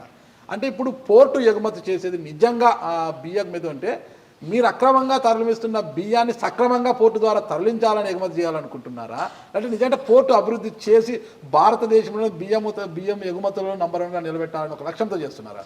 సార్ ఇది పూర్తిగా ఫస్ట్ పవన్ కళ్యాణ్ ఏదైతే మాట్లాడతాడో అదంతా కూడా చంద్రబాబు ఇచ్చే స్క్రిప్ట్. అంతేనా? 100% మీకు స్క్రిప్ట్. చంద్రబాబు నాయుడు ఏదైతే మాట్లాడతాడో దాన్ని నేను చాలాసార్లు ఛాలెంజ్ చేశాను. నీ కులం వాళ్ళు, నీ కులం ఎవరైతే చౌదరీస్ ఉన్నారో నీ కులపు వాళ్ళు కూడా ఇక్కడ ఎక్స్పోర్ట్ చేస్తున్నారు. వాళ్ళ బాగా దగ్గర బంధుత్వం తెలుగుదేశం పార్టీలో ఉన్న కొందరు నాయకులకి గతంలో నేను పేర్లు చెప్పాను. తర్వాత వచ్చి నేను సార్ మా పేర్లు చెప్పకండి సార్, మా అమ్మాయిని వాళ్ళకి ఇచ్చుకున్నాను తెలుగుదేశం పార్టీ వాడికి, మా అమ్మాయి అక్కడ ఉంది కూడా బాగోదు సార్ అంటే పేర్లు చెప్పట్లేదు. కానీ గతంలో 2-3 ప్రెస్ మీట్లో ఎవరైతే ఆ చౌదరీస్ ఆయన ఎక్స్పోర్టర్ ఉంటాడో ఆయన చెప్పాను. ఆయన ఇండియాలో 4th లార్జెస్ట్ ఎక్స్పోర్టర్, మేము 8th, మా తమ్ముడు 8th ప్లేస్ అండి. ఒకవేళ మేము చేసామంటే అతను కూడా చేసినట్టే కదా. నువ్వు అతను అడుగు, ఆయన మీ చౌదరీస్ ఆయనే, తెలుగుదేశం పార్టీలో కీలక నేత బంధువు. నువ్వు ఆయన అడిగి ఎక్స్పోర్ట్ ఇక్కడ నుంచి దొంగ రైస్ వెళ్తుందో లేదో ఆయన కనుక్కొని మాట్లాడు, లేకపోతే మర్యాద ఉంటుందని చెప్పాను చంద్రబాబు నాయుడు. కేవలం కాకినాడ పోర్టు మీద ఒక దుష్ప్రచారం. కాకినాడలో ఉన్నంత ఎక్స్పోర్ట్ చేయడం ఉన్నంత అవకాశాలు ఎక్కడ లేవు సార్. మాది చీపెస్ట్ ఫేర్ ఇక్కడ. మీరు కాండ్లా నుంచి కానీ, వైజాగ్ నుంచి కానీ, కృష్ణపట్నం కానీ రైస్ ఎక్స్పోర్ట్ ఈ 3 దగ్గర నుంచి జరుగుతుంది. ఇక్కడ ఒక టన్నుకి ఎగ్జాంపుల్ ఒక 100 రూపాయలు ఖర్చు అయితే మా కాకినాడలో 30 రూపీస్ ఖర్చు అవుతుంది. కనుక అందరూ కూడా కాకినాడ నుంచి ఎక్స్పోర్ట్ చేయడానికి కారణం అది. ప్లస్ మా దగ్గర ఉన్న అడ్వాంటేజ్ ఏంటంటే యాంకరేజ్ పోర్ట్లో మేము డీప్ వాటర్ పోర్ట్లో రోజుకి 20,000 అంటే 15,000 టన్ను రికార్డ్ అండి అది. అటువంటిది యాంకరేజ్ పోర్ట్లో రోజుకి 20,000 టన్ను చేస్తున్నాం. సో బ్యాచ్ కెపాసిటీ పెరిగినాయి. రోజుకి 20,000 టన్ను ఎక్స్పోర్ట్ అంటే అదే సుమారు 2,000 లారీలు. 2,000 లారీలలో రైస్ మేము హై క్వాంటిటీ ఎక్స్పోర్ట్ అండి. ఒక 5 లారీలో 10 లారీలో దొంగ బియ్యం వచ్చింది అనుకోండి, దీని మీద కాన్సన్ట్రేషన్ చేస్తామా, ఎక్స్పోర్ట్ మీద ఎక్కువ కాన్సన్ట్రేషన్ చేస్తామా?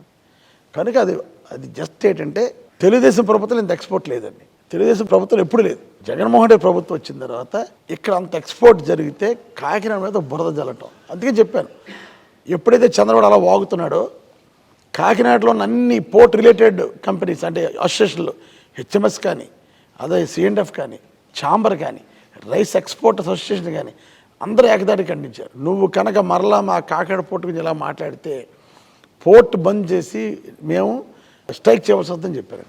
కాకినాడలో పోర్టు నాకు తెలుసుండగా రాజశేఖర్ గారు చనిపోయినప్పుడే ఆగిపోయింది. స్వచ్ఛందంగా ఆపేశారు. బాధతో రాజశేఖర్ గారు చనిపోవడంతో బాధతో పోర్టు మొత్తం స్వచ్ఛందంగా ఆపేశారు. అలాగే మరలా స్వచ్ఛందంగా ఆపేయడానికి రెడీ అయ్యారండి అందరూ కూడా. మరి తెలుసుకుని మానేసాడు తెలియదు కానీ 14 సంవత్సరాలు ముఖ్యమంత్రి చేసినాడు కాకినాడ పట్టణంలోంచి దొంగ బియ్యాలతో తెలుసుకోలేడండి అతను నోట్లో వచ్చే ప్రతి మాట కరెక్ట్గా ఉండాలి. పవన్ కళ్యాణ్ గారు కూడా అదే ఆరోపించారు. స్క్రిప్ట్ లోకేష్ గారు ఆరోపణ. పవన్ కళ్యాణ్ ఈరోజు చెప్తున్నాను, బియ్యంలో ఏదైనా 4 రకాల బియ్యం పేరు చెప్పానండి. ఓకే, మీరు చెప్పండి. మాకు స్వర్ణ, మసూరి, IR64 ఎన్ని మాకు గిద్ద మసూరి ఉంటుంది సార్, ఉంటాయి సార్. అందులో బోండాలు ఉంటాయి అన్నీ మాకు అన్నీ మామూలు సార్. మా ఫీల్డ్ ఉన్నోళ్ళు మీరు కేరళ పంపించుకుంటాం, ఎక్స్పోర్ట్ అవుతుంటుంది, అన్నీ ఉన్నాయి సార్. సో 20,000 టన్నులు అంటే 20,000 టన్నులు is not a this thing, small thing. 2,000 లారీలు పోర్ట్ ఎంత యాక్టివ్గా ఉంటుంది అనుకుంటున్నారు. దాని మీద 10,000 మంది కార్మికులు బతుకుతారు. సో కనుక ఇవన్నీ ఎక్స్పోర్ట్ బాగా అవుతుందని జగన్మోహన్ రెడ్డి దృష్టి తీసుకెళ్తే 94 కోట్లు సెంట్రల్ గవర్నమెంట్, స్టేట్ గవర్నమెంట్ కలిపి 94 కోట్లు ఇచ్చిందండి. బ్రిటిషర్స్ టైంలో డెవలప్ చేసిన పోర్ట్ ఇది. మరలా చంద్రబాబు నాయుడు ఉన్నా ఎవడన్నా 2 కోట్లు 3 కోట్లు ఇచ్చేవారు రిపేర్లు కాటి తప్ప ఇంత పెద్ద ఎత్తున ఇవ్వలేదు. జగన్మోహన్ రెడ్డి ఇచ్చిన తర్వాత కెనాల్ డీపెనింగ్ కానీ అంటే డ్రెడ్జింగ్ చేసామండి, బెర్త్ కట్టాం, కొత్త బెర్తలు కట్టాం. ఆ ఏరియా పోర్ట్ ఏరియా అంతా కూడా పెద్ద పెద్ద గోతులతో ఉండేది, అన్నీ కూడా బ్రహ్మాండం రోడ్లు వేసాం.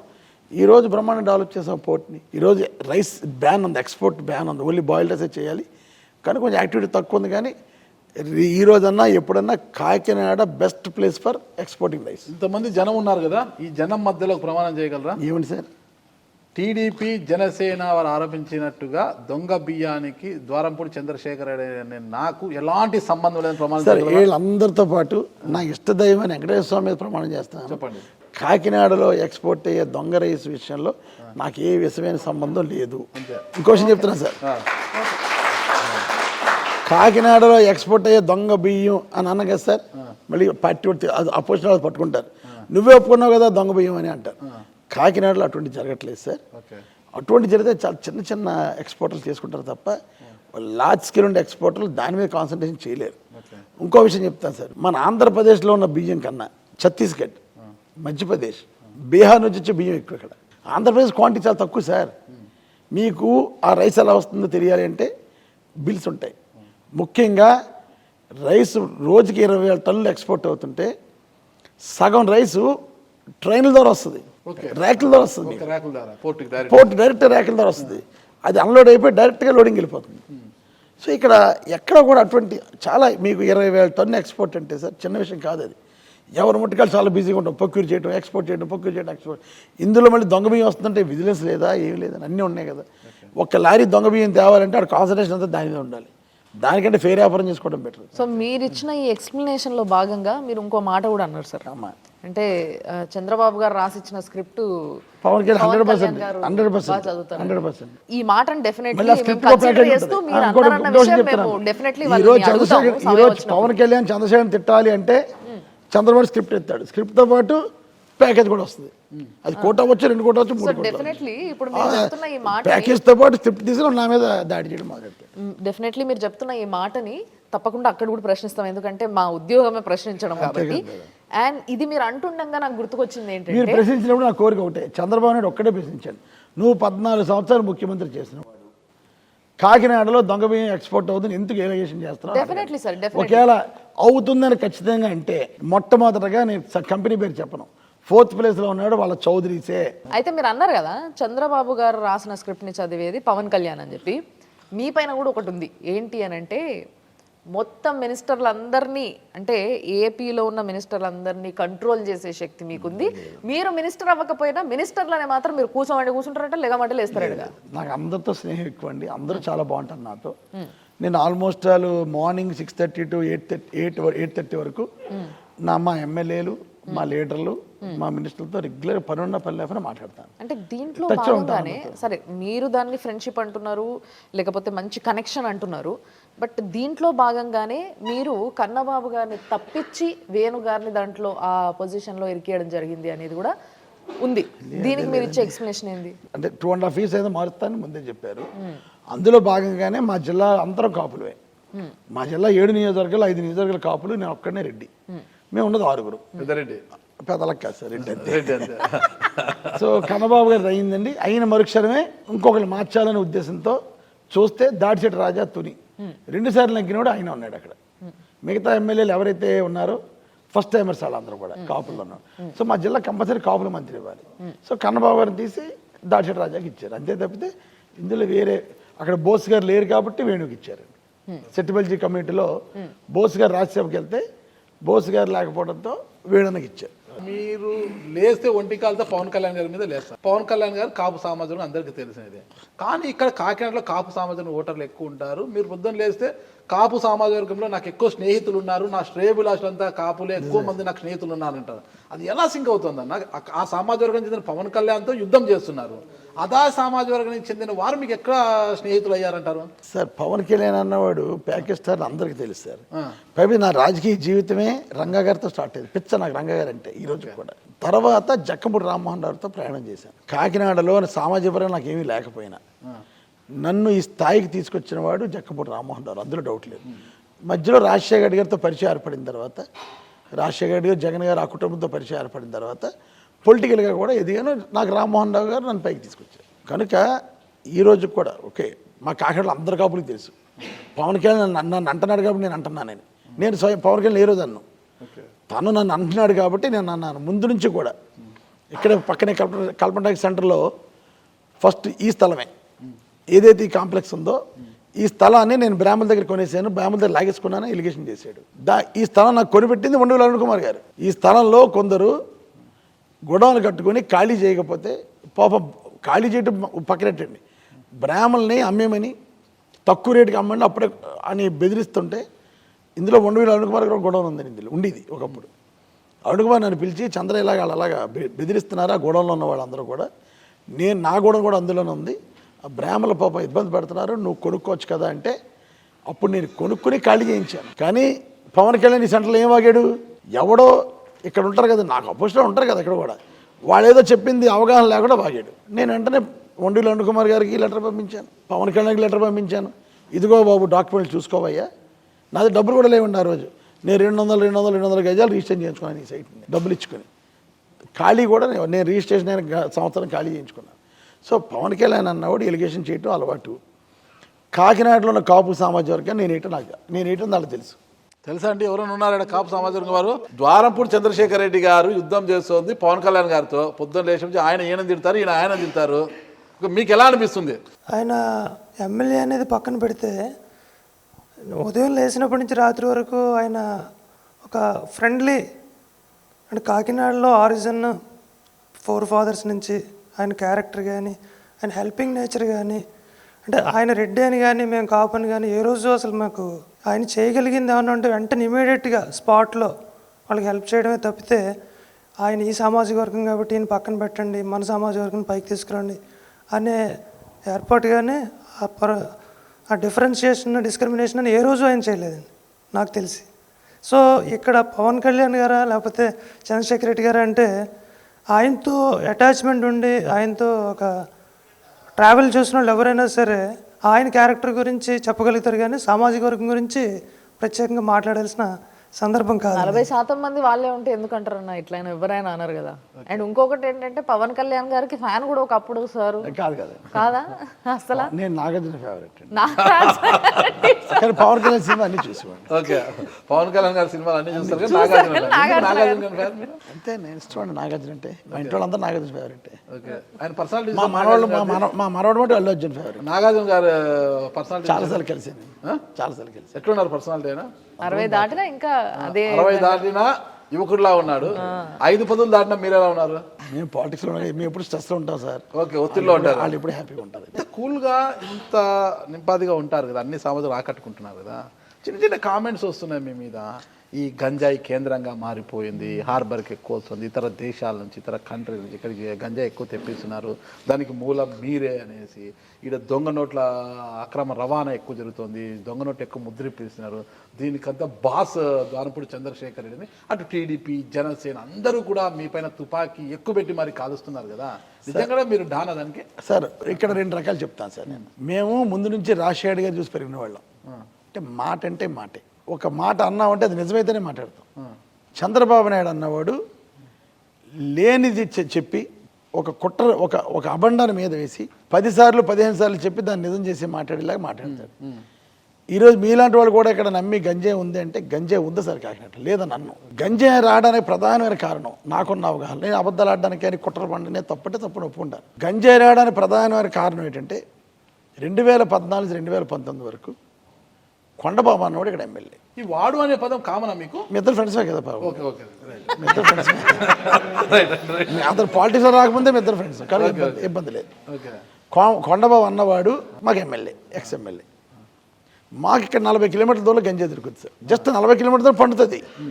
ఇక్కడ పండే గంజాయే దేశం అంతా వెళ్తుంది. 2014లో కొండబాబు ఎమ్మెల్యే అయ్యే సమయానికి అతని ఇల్లు బ్యాంక్ వాళ్ళు ఆక్షన్ పెట్టారు, నోటీస్ అంటించారండి. Just 1 week before the election కూడా తమిళనాడు మెర్కంటైల్ బ్యాంక్ వాళ్ళు నోటీస్ అంటించారు, నువ్వు అప్పు కట్టట్లేదు కాబట్టి ఇల్లు ఆక్షన్ వేస్తానని. అతను ఇల్లు కట్టలేని పరిస్థితి, అప్పు కూడా కట్టలేని పరిస్థితి.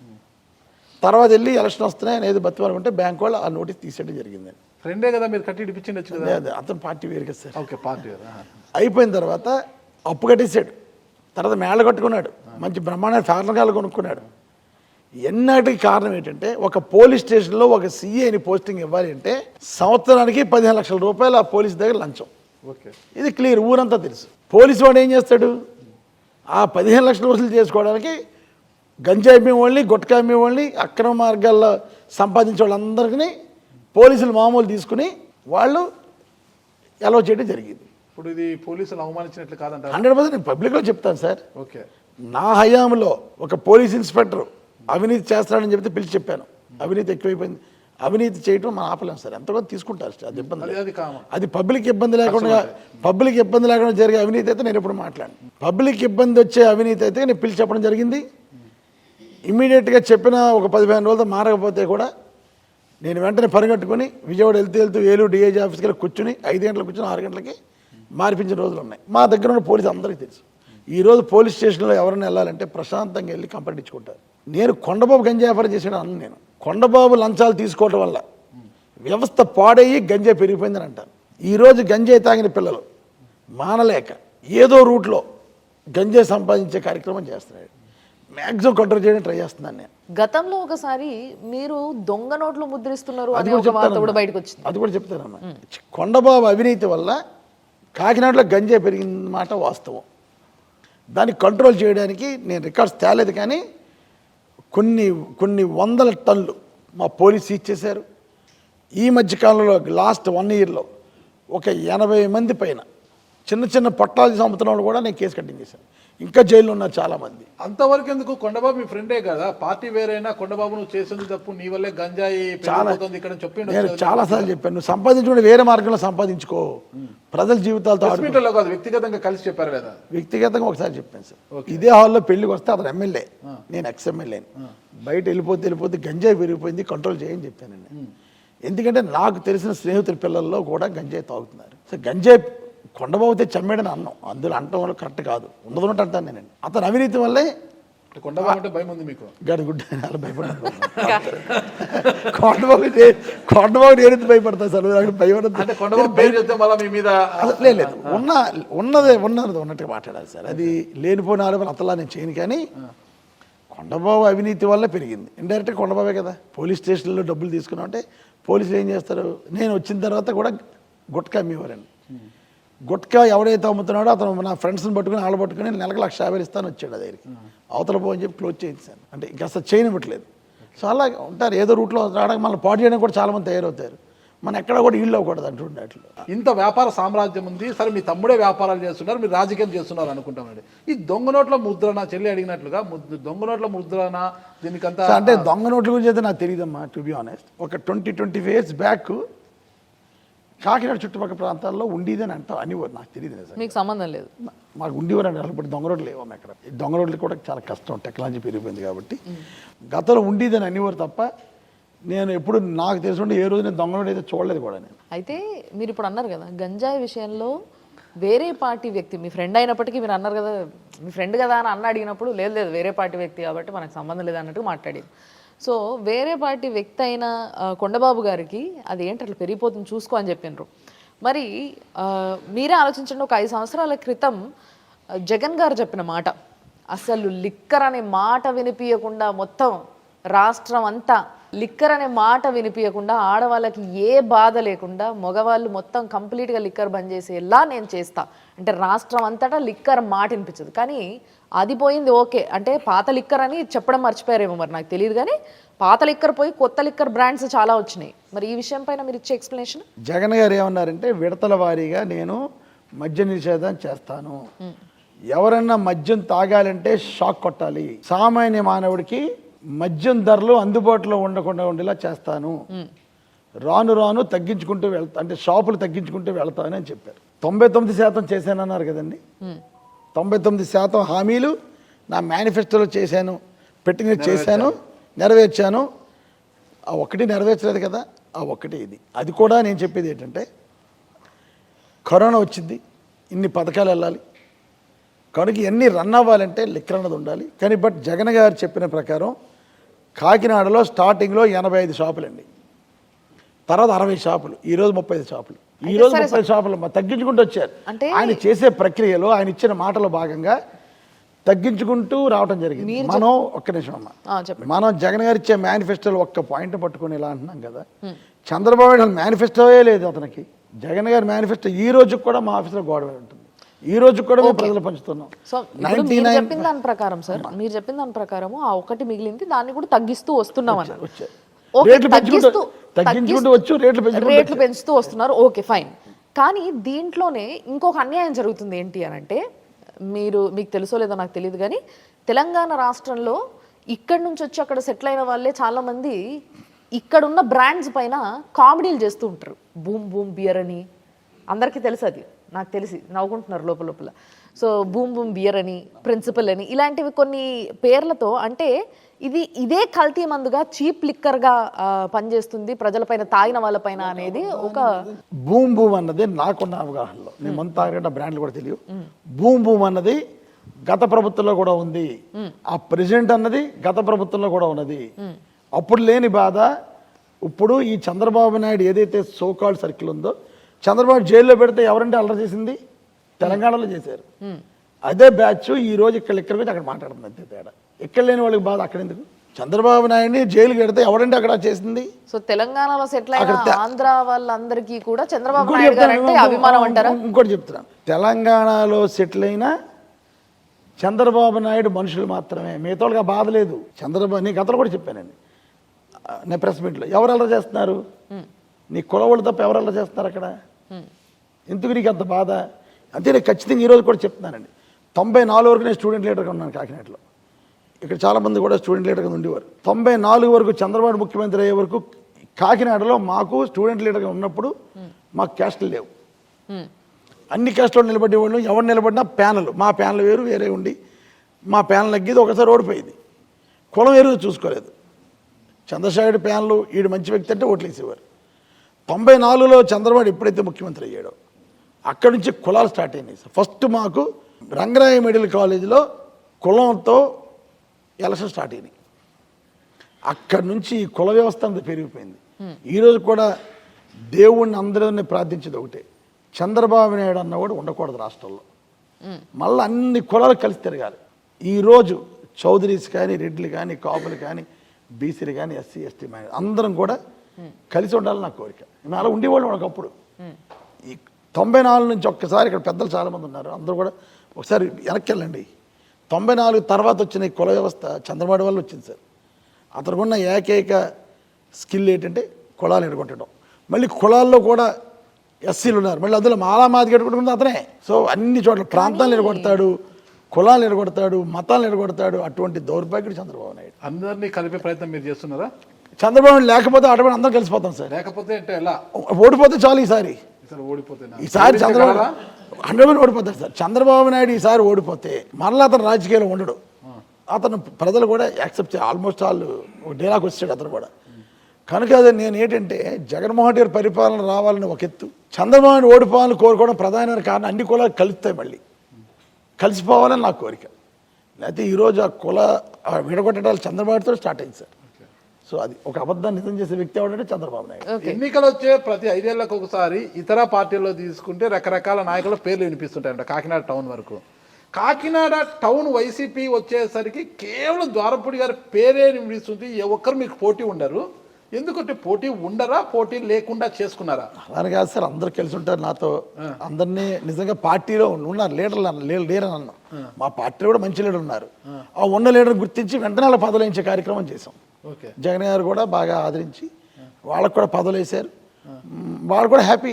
రాజకీయాల్లో ఉండి ఒక పదవి వస్తే హ్యాపీగా ఇస్తారు అందరూ. ఈ రాజకీయాల్లో పదవులు ఇప్పించింది కూడా ఎక్కువగా ఆ మహిళలకే మీకు మీరు పదవులు ఇప్పించి ఇక్కడ పురుషులకు రాజకీయంగా పదవులు తగ్గించేసి పురుషులు ఎక్కడ ఎదిగితే మీకు భవిష్యత్తులో పోటీ అవుతారనే ఉద్దేశంతో పురుషులు అలా పక్కన పెట్టేసి మహిళోద్ధరణ చేపట్టారు. జగన్మోహన్ రెడ్డి గారి ప్రభుత్వంలో జగన్మోహన్ రెడ్డి గారు మనస్తత్వం తెలిసిన వాడిగా మహిళలకు ఎక్కువ ప్రాధాన్యత ఇస్తారు సార్ ఆయన. కానీ నేను ఎక్కువ మహిళలు ప్రోత్సహించుకోవడం మహిళలకి ఎక్కువ పని. యాక్చువల్గా అయితే నాకు పోటీ ఉంటారేమో వీళ్ళని అనుకుంటే నేను మహిళలు ఎక్కువ ప్రోత్సహించకూడదు. బట్ క్వాలిటీ ఉంది, వాళ్ళు పని చేస్తున్నారు. పురుషుల క్వాలిటీ లేదా? అలా కాదు, ఉంటుందండి. చిన్న అడ్వాంటేజ్ చెప్తాను సార్, చిన్న లాజిక్ ఉంది ఇందులో. భర్త గారు ఎలాగే పనిచేస్తాడు, భర్త భార్య కూడా యాక్టివ్ అనుకోండి. భార్య పదవి ఇచ్చామనుకోండి, భర్త కూడా భార్య పనిచేస్తారు, భర్త పనిచేస్తారు. అదే భర్తకు పదవి ఇచ్చామనుకోండి, భార్య ఇన్యాక్టివ్ అవుతారు. కుటుంబం అంతా మా వైఫ్ కూడా తిరుగుతుంది సార్. మా వైఫ్ కూడా తిరుగుతారు సార్. అంటే తను అలా కాదు, తిరుగుతుంది, బాగానే తిరుగుతుంది. ఓకే.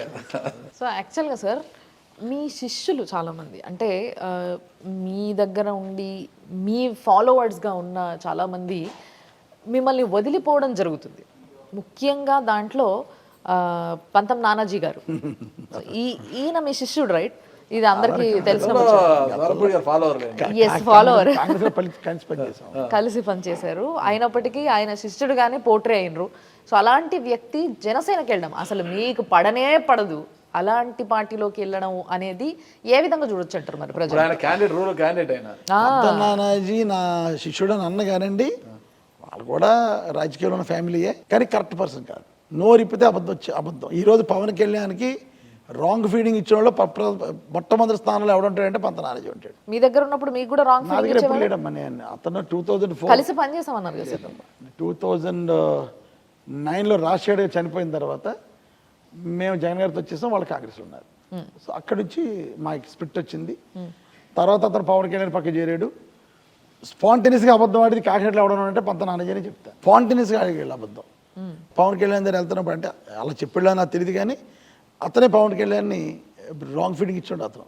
తర్వాత క్రమేపీ తెలుగుదేశం ప్యాకేజ్ అమ్ముడిపోయిన తర్వాత తెలుగుదేశం పార్టీ స్క్రిప్ట్ నుంచి అవ్వడం మొదలెట్టాడు పవన్ కళ్యాణ్, అంతే తేడా. ఇంకొక కామెంట్ కూడా ఉంది మీ మీద ప్రధానంగా, అంటే ఇతరత్ర గంజా ఇవన్నీ మనం పక్కన పెట్టేసి కాకినాడ నియోజకవర్గంలో కావచ్చు, కాకినాడ పరిసర ప్రాంతాల్లో కావచ్చు, ఎక్కడ భూ కబ్జా అనేది జరిగినా కూడా ముఖ్యంగా ద్వారంపూడి మనుషులే గద్దల్లా వాలిపోయింటారాడా అంటున్నారు అన్నమాట.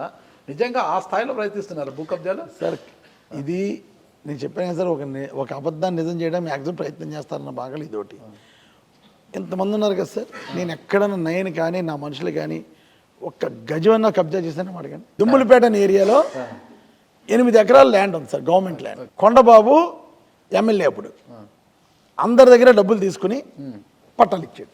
పట్టాలు ఇస్తే నేను ఎమ్మెల్యే అయిన మరుక్షణమే ఆ పట్టాలని క్యాన్సిల్ చేసి ఎవరైతే నిజమైన లబ్ధిదారులు ఉంటారో అక్కడ ఎవరైతే నిజంగా ఇబ్బంది పడి ఉన్నారో ఆ 8 ఎకరాలని 50% బయట వాళ్ళే. అంటే బయట వాళ్ళు అంటే ఆ దుమ్ములపేట సంబంధం లేని వాళ్ళు, కాకినాడలో ఉన్నవాళ్ళు, వాళ్ళందరి దగ్గర 1,00,000, 2 లక్షలు, 3 లక్షలు తీసుకుని పట్టాలు ఇచ్చాడు. నేను కావాలని వచ్చి క్యాన్సిల్ చేయించాను. ఎందుకంటే ఎవరైతే లంచం ఇచ్చి పట్టాలు తీసుకున్నారో వాళ్ళందరూ కొండబాబు ఓడిపోయినా కూడా ఇంటికి కూర్చోవాలని నేను క్యాన్సిల్ చేసి దుమ్ములపేట వాస్తవులకే ఇచ్చాను. అది కబ్జా అంటే నేనేం చేయలేను. ఎలాగ కబ్జా అయిందంటే అది కొండబాబు మనుషులు తరివేసి అక్కడ దుమ్ములపేటలో ఉన్న వాళ్ళు నిజమైన బెనిఫిట్స్కి ఇచ్చాను. దాని కబ్జా అంటే నేనేం చేయగలనండి? నా వరకు నాకు అవసరం లేదు. ఒక్క సెంటు భూమి కూడా, ఒక్క గజం సెంటెందుకు ఒక గజం భూమి కూడా నేను కబ్జా చేయలేదు. నా మనుషులు కూడా కబ్జా చేయలేదు. పొరపాటు నేను ఎవడన్నా వచ్చి ఇదిగో ఈ స్థలాన్ని మనిషి కబ్జా చేసాడు అంటే అది చెప్పిన కూడా రాసేస్తాను నేను. ఓకే, నాకు ఒకటి అర్థం కాలేదండి. వ్యాపారాలు చేయరు మీరు, భూ కబ్జాలు చేయరు, గంజాలతో సంబంధం లేదు, అక్రమ బియ్యంతో సంబంధం లేదు, దొంగ నోట్లు ముద్రించారు, కేవలం రాజకీయమే చేస్తారు, ఫుల్ టైం పొలిటీషియన్ అనుకుంటాం కాసేపు. మరి ఇంత లావిష్గా ఉంటారు, మీ ఖర్చులకు కావచ్చు, మీ క్యాడర్ని కాపాడుకోవడానికి కావచ్చు, డబ్బులు ఎక్కడి నుంచి వస్తాయంటారు? మీకు కేవలం ఎమ్మెల్యేగా వచ్చే గౌరవ వృద్ధితోనే మీరు బతుకుతున్నారంటారా? లేదండి, నాకు ఉన్నాయి ఆస్తులు ఏమంటలేదు. ఆస్తులు ఉంటే వ్యాపారాలు చేస్తేనే వస్తాయన్నమాట. ఆస్తులు ఉండగా ఓన్లీ ఈ కాంప్లెక్స్ సార్, ఇది ఈ కాంప్లెక్స్ మీద నెలగా 30 లక్షలు వస్తుంది. 30 లక్షలు నెలకి ఒక కాంప్లెక్స్ 30 లక్షలు వస్తుంది. అలాగే నాకు రైస్ మిల్స్ ఉన్నాయి, గొడవ అవుతుంది. ఐటీ వాళ్ళ మళ్ళీ సమాధానం పర్లేదు సార్. ఇప్పుడు ఈరోజు రిలయన్స్ ఉందండి, రిలయన్స్ నాకు రిలయన్స్ జియో అన్నీ కలుపుకునే 23.5 lakhs ఇస్తున్నారు. ఈ కళ్యాణ మండపాలు ఉన్నాయి, ఫంక్షన్ హాల్స్, న్యాచురల్స్ కూడా కింద అతను 30,000 ఇస్తాడు. ఎన్ని వైట్ అమౌంట్లేండి, ఇబ్బంది లేదు. మొత్తం వైట్లో వచ్చే అంత వైట్. అంటే ఎలాంటి అక్రమాలు లేకోకుండా కేవలం సక్రమంగా వస్తున్న ఆదాయం. సార్ నాకు 2 ఆడపిల్లలే, 2 డాక్టర్లే, పెళ్ళి అయిపోయినాయి, హైదరాబాద్లో ఉన్నారు వాళ్ళు. ఇద్దరిని డాక్టర్లకే ఇచ్చారు సార్. అల్లుడే డాక్టర్లు అమ్మా, 4 డాక్టర్లు హైదరాబాద్లో బ్రహ్మాండంగా సెటిల్ అయ్యారు. నేను ₹1 ఇచ్చే పని లేదు, ₹1 నాకు అవసరం లేదు. వాళ్ళకి ఎవరు కట్టకాలకు ఇచ్చేసాను. ఇది నేను రాజకీయంలో తగలెట్టుకుంటానా లేకపోతే నేను వాళ్ళకి పోగు చేస్తానా వాళ్ళకి అనవసరం. నాకు వచ్చే ప్రతి ఇన్కమ్ కూడా అవసరమైతే రాజకీయానికి ఖర్చు పెట్టుకుంటాను, లేకపోతే దాచుకుంటాను, అంతే సార్. నాకేం ఖర్చు ఉంటుంది సార్? నాకు ఏ అలవాట్లు లేవు, చెడు అలవాట్లు ఏమీ లేవు. నాకున్న ఒకే అది మంచిగా కూడా నాకు ఎకే ఖర్చు రాజకీయం ఖర్చు. అంటే మీరు మీడియాని లెక్క చేయరు, అధికారులను లెక్క చేయరు, ఎవరిని లెక్క చేయరు అంటుంటారు. ఎవరు మీకు ఎదురు తిరిగినా కూడా వాళ్ళని తరిమి అనేది మీకున్న విద్య. అదే లేదు సార్, నేను లేనిపోయిన ఆరోపణలు అంటే ఒప్పుకోండి సార్, నా మనసు నచ్చదు. నిజంగా నేను ఏమైనా తప్పు చేసి ఎవరినంటే డిఫరెంట్గా అది నేను తప్పు చేశానంటే స్పందించను, లేకపోతే తప్పు చేసాను ఒప్పుకుంటాను. లేనిపోయిన ఆరోపణలు చేస్తే అసలు పండు సార్, పండు నాకు నచ్చదు అది. ద్వారంపూడి గారిలో దైవభక్తి ఎక్కువ ఉందంటారు కదా, దైవభక్తి ఎక్కువ ఉన్న వారికి ఈ జాతకాల పిచ్చి కూడా ఎక్కువగా ఉంటుంది అనమాట. నిజంగా మీకు జాతకాల పిచ్చి ఉందంటారా? ఫాలో అవుతాను సార్, మరి ఎక్కువ ఫాలో అవుతాను. ఎవరు? ఏది ఎక్స్ట్రీమ్ కాదు సార్, జాతకాలు ఫాలో అవుతాను కానీ మరీ ఎక్కువ ఎక్స్ట్రీమ్లోకి వెళ్ళాలి సార్. చూపించుకున్నారు ఈసారి మీ జాతకాన్ని చూపించుకున్నారు? నేను గెలుస్తున్నాను, జగన్ గారు కూడా గెలుస్తున్నారు సార్. మీరు గెలుస్తున్నారు, జగన్ గారు గెలుస్తున్నారు, ఇద్దరు గెలుస్తారా? అలా కాదు, జగన్ గారు ముఖ్యమంత్రి అవుతాడు, నేను కూడా గెలుస్తున్నాను. అది చెప్పండి మరి. నేను గెలుస్తాను, జగన్ గారు గెలుస్తారు, ఇద్దరే గెలుస్తారా? Why not 175? కేసీఆర్ గారికి అష్టమిషం జరుగుతుంది, ఆయన ఓడిపోయాడు. చంద్రబాబు నాయుడు కూడా అష్టమిషం జరుగుతుంది సార్. మీకేం జరుగుతుంది? నాకు తెలుసు సార్. ఇద్దరికి అష్టమిషం జరుగుతుందని తెలిసినప్పుడు మీకేం జరుగుతుందో తెలుసుకోలేదు. మధ్యజాతకం సార్, మీరు మహజాతకరా? మహజాతకం కాదు కానీ ఎమ్మెల్యేగా గెలిచే జాతకం, డౌట్ లేదు, గెలిచేస్తాను. జగన్ గారికి అయితే శుక్రమహాదశ నడుస్తుంది అని బుధ మహాదశ జరుగుతుంది. బుధ మహాదశ చూడండి అసలు. మీలో నాకు శుక్రుడు జరుగుతుంది. మీకు జరుగుతుంది అంటే వై నాట్ 175 అంటున్నారు జగన్మోహన్ రెడ్డి. ఆ వై నాట్ 175లో మొదటి విజయం కాకినాడ నుండే నమోదు అవుతుంది అని అనుకోవచ్చు అంటారా? మొదటి విజయం మా ముఖ్యమంత్రి గారు పులివెందుల నుంచి, రెండో విజయం కాకినాడ నుంచి. కాకినాడ నుంచి ఆయన నగ్గారు, తర్వాత నేను నగ్గారు. అంటే మొదటి విజయం అక్కడ, రెండో విజయం అక్కడ. ఇంకోటన్నా సార్ చెప్పే దాంట్లో మనం గమనించాలి, ఒకటి బాగా అండర్లైన్ చేసుకోవాలి, చాలా మంది గమనించారు ఏంటంటే మొదటి విజయం రెండో విజయం అని మీరు ఎట్లయితే చెప్తున్నారో ఇదే విధంగా వీళ్ళిద్దరి రిలేషన్షిప్ కూడా నడుస్తుందట, జగన్ గారిది అండ్ సార్ది. అంటే అన్న కెపాసిటీ ఏంటి అంటే ఇక్కడ నుంచి ఇప్పుడు సార్ ఫోన్ తీసిందంటే జగన్ గారికి డైరెక్ట్ గా ఫోన్ కొట్టే ఏకైక వ్యక్తి ఎవరు పార్టీలో అంటే చంద్రశేఖర్ గారు. నేను కూడా వినపడ్డాను. ఎందుకంటే జగన్ గారి రాజకీయ అరంగేట్రం కూడా ఇక్కడే జరిగింది. అప్పట్లోనే రాజమండ్రి నుంచి దాదాపు 10,000 బైకులతో ర్యాలీగా తీసుకొచ్చారు. ఎందుకు ద్వారంపూడి జగన్ ని రాజకీయాల్లోకి తీసుకొస్తున్నావు, ఎందుకు ఏదో వ్యాపారాలు చేసుకుంటున్నదో, ఎందుకు అవసరమా అని రాజశేఖర రెడ్డి గారు పిలిచి శుతిమెత్తగా ఆయనని అందరి చుట్టూ కూడా తెలిసింది. రాజకీయ అరంగేట్రం ఇక్కడే జరిగింది, మనకు ఇక్కడ జరిగింది సార్. ఓకే, జగన్ గారికి కాకినాడ మొట్టమొదటిసారి నేను రాజకీయ పరంగా మొట్టమొదటిసారి నాకు అవకాశం ఇచ్చారు రాజశేఖర్. ఆ రోజు మీ ఆధ్వర్యంలో జగన్ గారికి ఇక్కడ రాజకీయ అరంగేట్రం జరిగింది. ఈ రోజు అదే జగన్ గారు రాష్ట్ర ముఖ్యమంత్రిగా కుర్చీలో కూర్చున్నారు. ఎలా ఉంది అసలు మీకు? చాలా సంతోషం సార్, అంతకన్నా ఇంకేం కావాలి సార్. జగన్ గారు ఇప్పుడే కాదు ఎప్పుడు కూడా ఆ పొజిషన్లో ఉండాలని నా కోరిక. ఉన్నతమైన స్థానాలు ఉండాలి, మంచి మనిషి సార్, మనసున్నవాడు, ఎప్పుడు కూడా ప్రజల కోసం ఏదో చేయాలని ఆతృతున్న మనిషి. కనుక అటువంటి మనిషి రాష్ట్రానికి ఉండాలి. కష్టం ఉంది అంటే వెంటనే స్పందిస్తారు. ఒకటి చెప్తాను సార్, ఓకే, చాలా క్లియర్ ఎగ్జాంపుల్. కరోనాలో ప్రైవేట్ హాస్పిటల్ దోచేస్తున్నాయి. అప్పుడు ఒక బ్యాంకులో పనిచేస్తున్నారు రాజమండ్రిలో, ఇద్దరు షెడ్యూల్ క్యాస్ట్ వాళ్ళే, ఇద్దరు చిన్నపిల్లలు, బ్యాంకులో ఉద్యోగం వచ్చి 4 months అయింది అంతే. ఐ థింక్ HDFC బ్యాంక్ ఏదో, కాకినాడ వాస్తవ్యులు వాళ్ళు. అందులో ఫస్ట్ భార్యకి కరోనా వచ్చింది, బెడ్ కూడా దొరకలేదు సార్ హాస్పిటల్స్లో. నాకు ఫోన్ చేశాడు పాపం భర్త, నేను ఇక్కడ లక్ష్మీ హాస్పిటల్ అని, కరోనాలో అన్ని హాస్పిటల్ చేసేవారు కాదు సార్, ఆ హాస్పిటల్ చేస్తుంటే ఫోన్ చేసి చెప్తే 3 లక్షలు కట్టమన్నా. 3 లక్షలు కట్టాడు, భార్యని అక్కడ జాయిన్ చేశాడు. తర్వాత నా దగ్గర లిస్ట్ ఉండేది సార్, అంటే లిస్ట్ మార్నింగ్ పెట్టుకుని నేను చేసే పని ఉంది కరోనాలో, లిస్ట్ పెట్టుకుని ప్రతి పేషెంట్ ఎలా ఉన్నాడో కనుక్కోవటం, వెంటనే వాళ్ళ రిలేటివ్స్కి ఫోన్ చేసి ఈరోజు మీ వాడు పాలు తాగాడట, బాగానే ఉన్నాడట, ఇంజక్షన్లు ఇచ్చారు, జ్వరం లేదు, రికవర్ అయిందని ఏదో ఆ స్టేటస్ అంతా నేను వాళ్ళ తాలూకాలు ఫోన్ చేసి చెప్పడం, ఇదే పని నాకు డ్యూటీ, ఇదే డ్యూటీ అండి. సో పేషెంట్ కండిషన్ పాపం వెళ్ళి చూడడానికి లేదండి, కరోనాలో వెళ్ళి చూడలేరు కదా, ఇదే డ్యూటీ పాపం వాళ్ళు నేను చేసేవాడిని. ఒకరోజు 3 daysకి అమ్మాయి రికవర్ అయిందని చెప్దాం కదా, అతను ఫోన్ చేస్తే అతను ఫోన్ ఫ్రెండ్ ఎత్తి గవర్నమెంట్ హాస్పిటల్ జాయిన్ అయ్యాడు సార్ అని చెప్పాడు. ఏమంటే ఇతర కరోనా వస్తుంది సార్, ఆ భార్యతో తిరగడం వల్ల ఇతరు కూడా కరోనా వస్తుందని చెప్పారు. అయిపోయిందండి. మళ్ళీ అమ్మాయి డిశ్చార్జ్ చేయాలి, అమ్మాయి తగ్గిపోయింది, అమ్మాయి డిశ్చార్జ్ చేయాలని ఇంకో 3 days ఫోన్ చేశాను నేను. ఫోన్ చేస్తే ఫ్రెండ్ ఫోన్ ఎత్తి చనిపోయాడు సార్ అని చెప్పాడు. అయ్యో అని చాలా బాధేసింది ఆ రోజు. అబ్బాయి చనిపోవడానికి కారణం ఏంటంటే డబ్బు లేకపోవడం. అతని దగ్గర 3 లక్షలు భార్య కోసం కట్టాడు, భార్య బతికింది.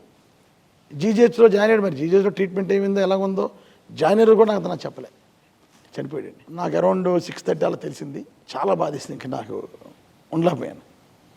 అంటే ముఖ్యమంత్రి ఫోన్ చేసి చెప్పడం చెప్పి, సార్ ఇలా జరిగింది సార్ అని, ప్రైవేట్ హాస్పిటల్ దోపిడీ ఎక్కువైపోయింది సార్, చనిపోతున్నారు సార్ దీనివల్ల.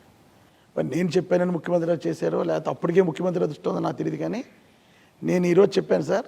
నెక్స్ట్ డే ఆరోగ్యశ్రీలో పెట్టాడు ముఖ్యమంత్రి గారు, కరోనాను ఆరోగ్యశ్రీలో పెట్టాడు. అంటే దీన్ని బట్టి ముఖ్యమంత్రి మనసు ఎంత మంచిదో అర్థం చేసుకోండి. ఒక కష్టం ఉంది సార్ అని నేను ఫోన్ చేసి చెప్పాను. నేను చెప్పానని చేశారని నాకు తెలియదు, కానీ అప్పటికే ఆయన దృష్టిలో ఉందేమో నాకు తెలియదు సార్. నేను ఫోన్ చేసి ఇన్సిడెంట్ కూడా చెప్పాను, సార్ ఇలాగ అయింది సార్, బ్యాంక్ ఎంప్లాయీస్ కొత్తగా పెళ్లి చేసుకున్నారు, ఇంట్లో వాళ్ళు బయట పంపించారండి వాళ్ళని, పాపం వాళ్ళిద్దరు బతుకుతున్నారు, 3 నెలలు అయింది, ఎంతో హ్యాపీగా ఉందనుకున్న జీవితాలు, పాపం భర్త చనిపోయాడు. ఇలా జరిగింది సార్, ప్రైవేట్ హాస్పిటల్ దోపిడీ చేస్తున్నారని చెప్తే వెంటనే కరోనాని ఆరోగ్యశ్రీలో పెట్టడం చాలా స్ట్రిక్ట్గా ఇంప్లిమెంట్ చేశాడు సీఎం గారు. ఏ హాస్పిటల్ ఉన్నా కూడా సడన్ చెకింగ్కి, కాకినాడలో కరోనా హాస్పిటల్ ఒక్కొక్క హాస్పిటల్కి ఐఏఎస్ ఆఫీసర్ని నోడల్ ఆఫీసర్గా చేశారండి. ఆర్డీఓ ర్యాంక్ వాళ్ళని ఇన్ఛార్జ్ అనమాట, ఒక హాస్పిటల్కి ఒక ఇన్ఛార్జ్. ఈ ఆఫీసర్ వెళ్ళిన సమయంలో కరోనా పేషెంట్ లిస్టులు చూసుకొని అక్కడ ఎవడన్నా ఆరోగ్యశ్రీ ఎలిజిబుల్ పేషెంట్ ఉండి వాడికి ప్రైవేట్ ట్రీట్మెంట్ చేస్తే హాస్పిటల్ని ఫైన్ వేయించాను నేను. అంటే ఫస్ట్ ఆరోగ్యశ్రీ ఉన్నవాడు వెళ్తాడు, ఆరోగ్యశ్రీలో ట్రీట్మెంట్ చేయాలి. అలాగా చేస్తే సార్ కాకినాడలో చాలా చాలా బాగా రికవర్ అయ్యాం మేము. ఖర్చు కూడా తక్కువైంది అందరికీ. కోవిడ్ విషయంలో ఎలాంటి అవినీతికి ఆస్కారం లేకోకుండా రెమ్డెసివిర్ ఇంజక్షన్లు అమ్ముకోవడం కావచ్చు, ఇతరత్ర బెడ్లు కావచ్చు, ఏదైనా మందుల విషయంలో ఎలాంటి అవినీతి అనేది లేకోకుండా మీ ఎమ్మెల్యే గారి నుండి స్వచ్ఛందంగానే అందరికీ కూడా వైద్యం అందింది అని చెప్పగలుగుతారు మీరు? కాకినాడలో బాలాత్రిపుర సుందరి దేవాలయం అంటే చాలా పెద్దదండి.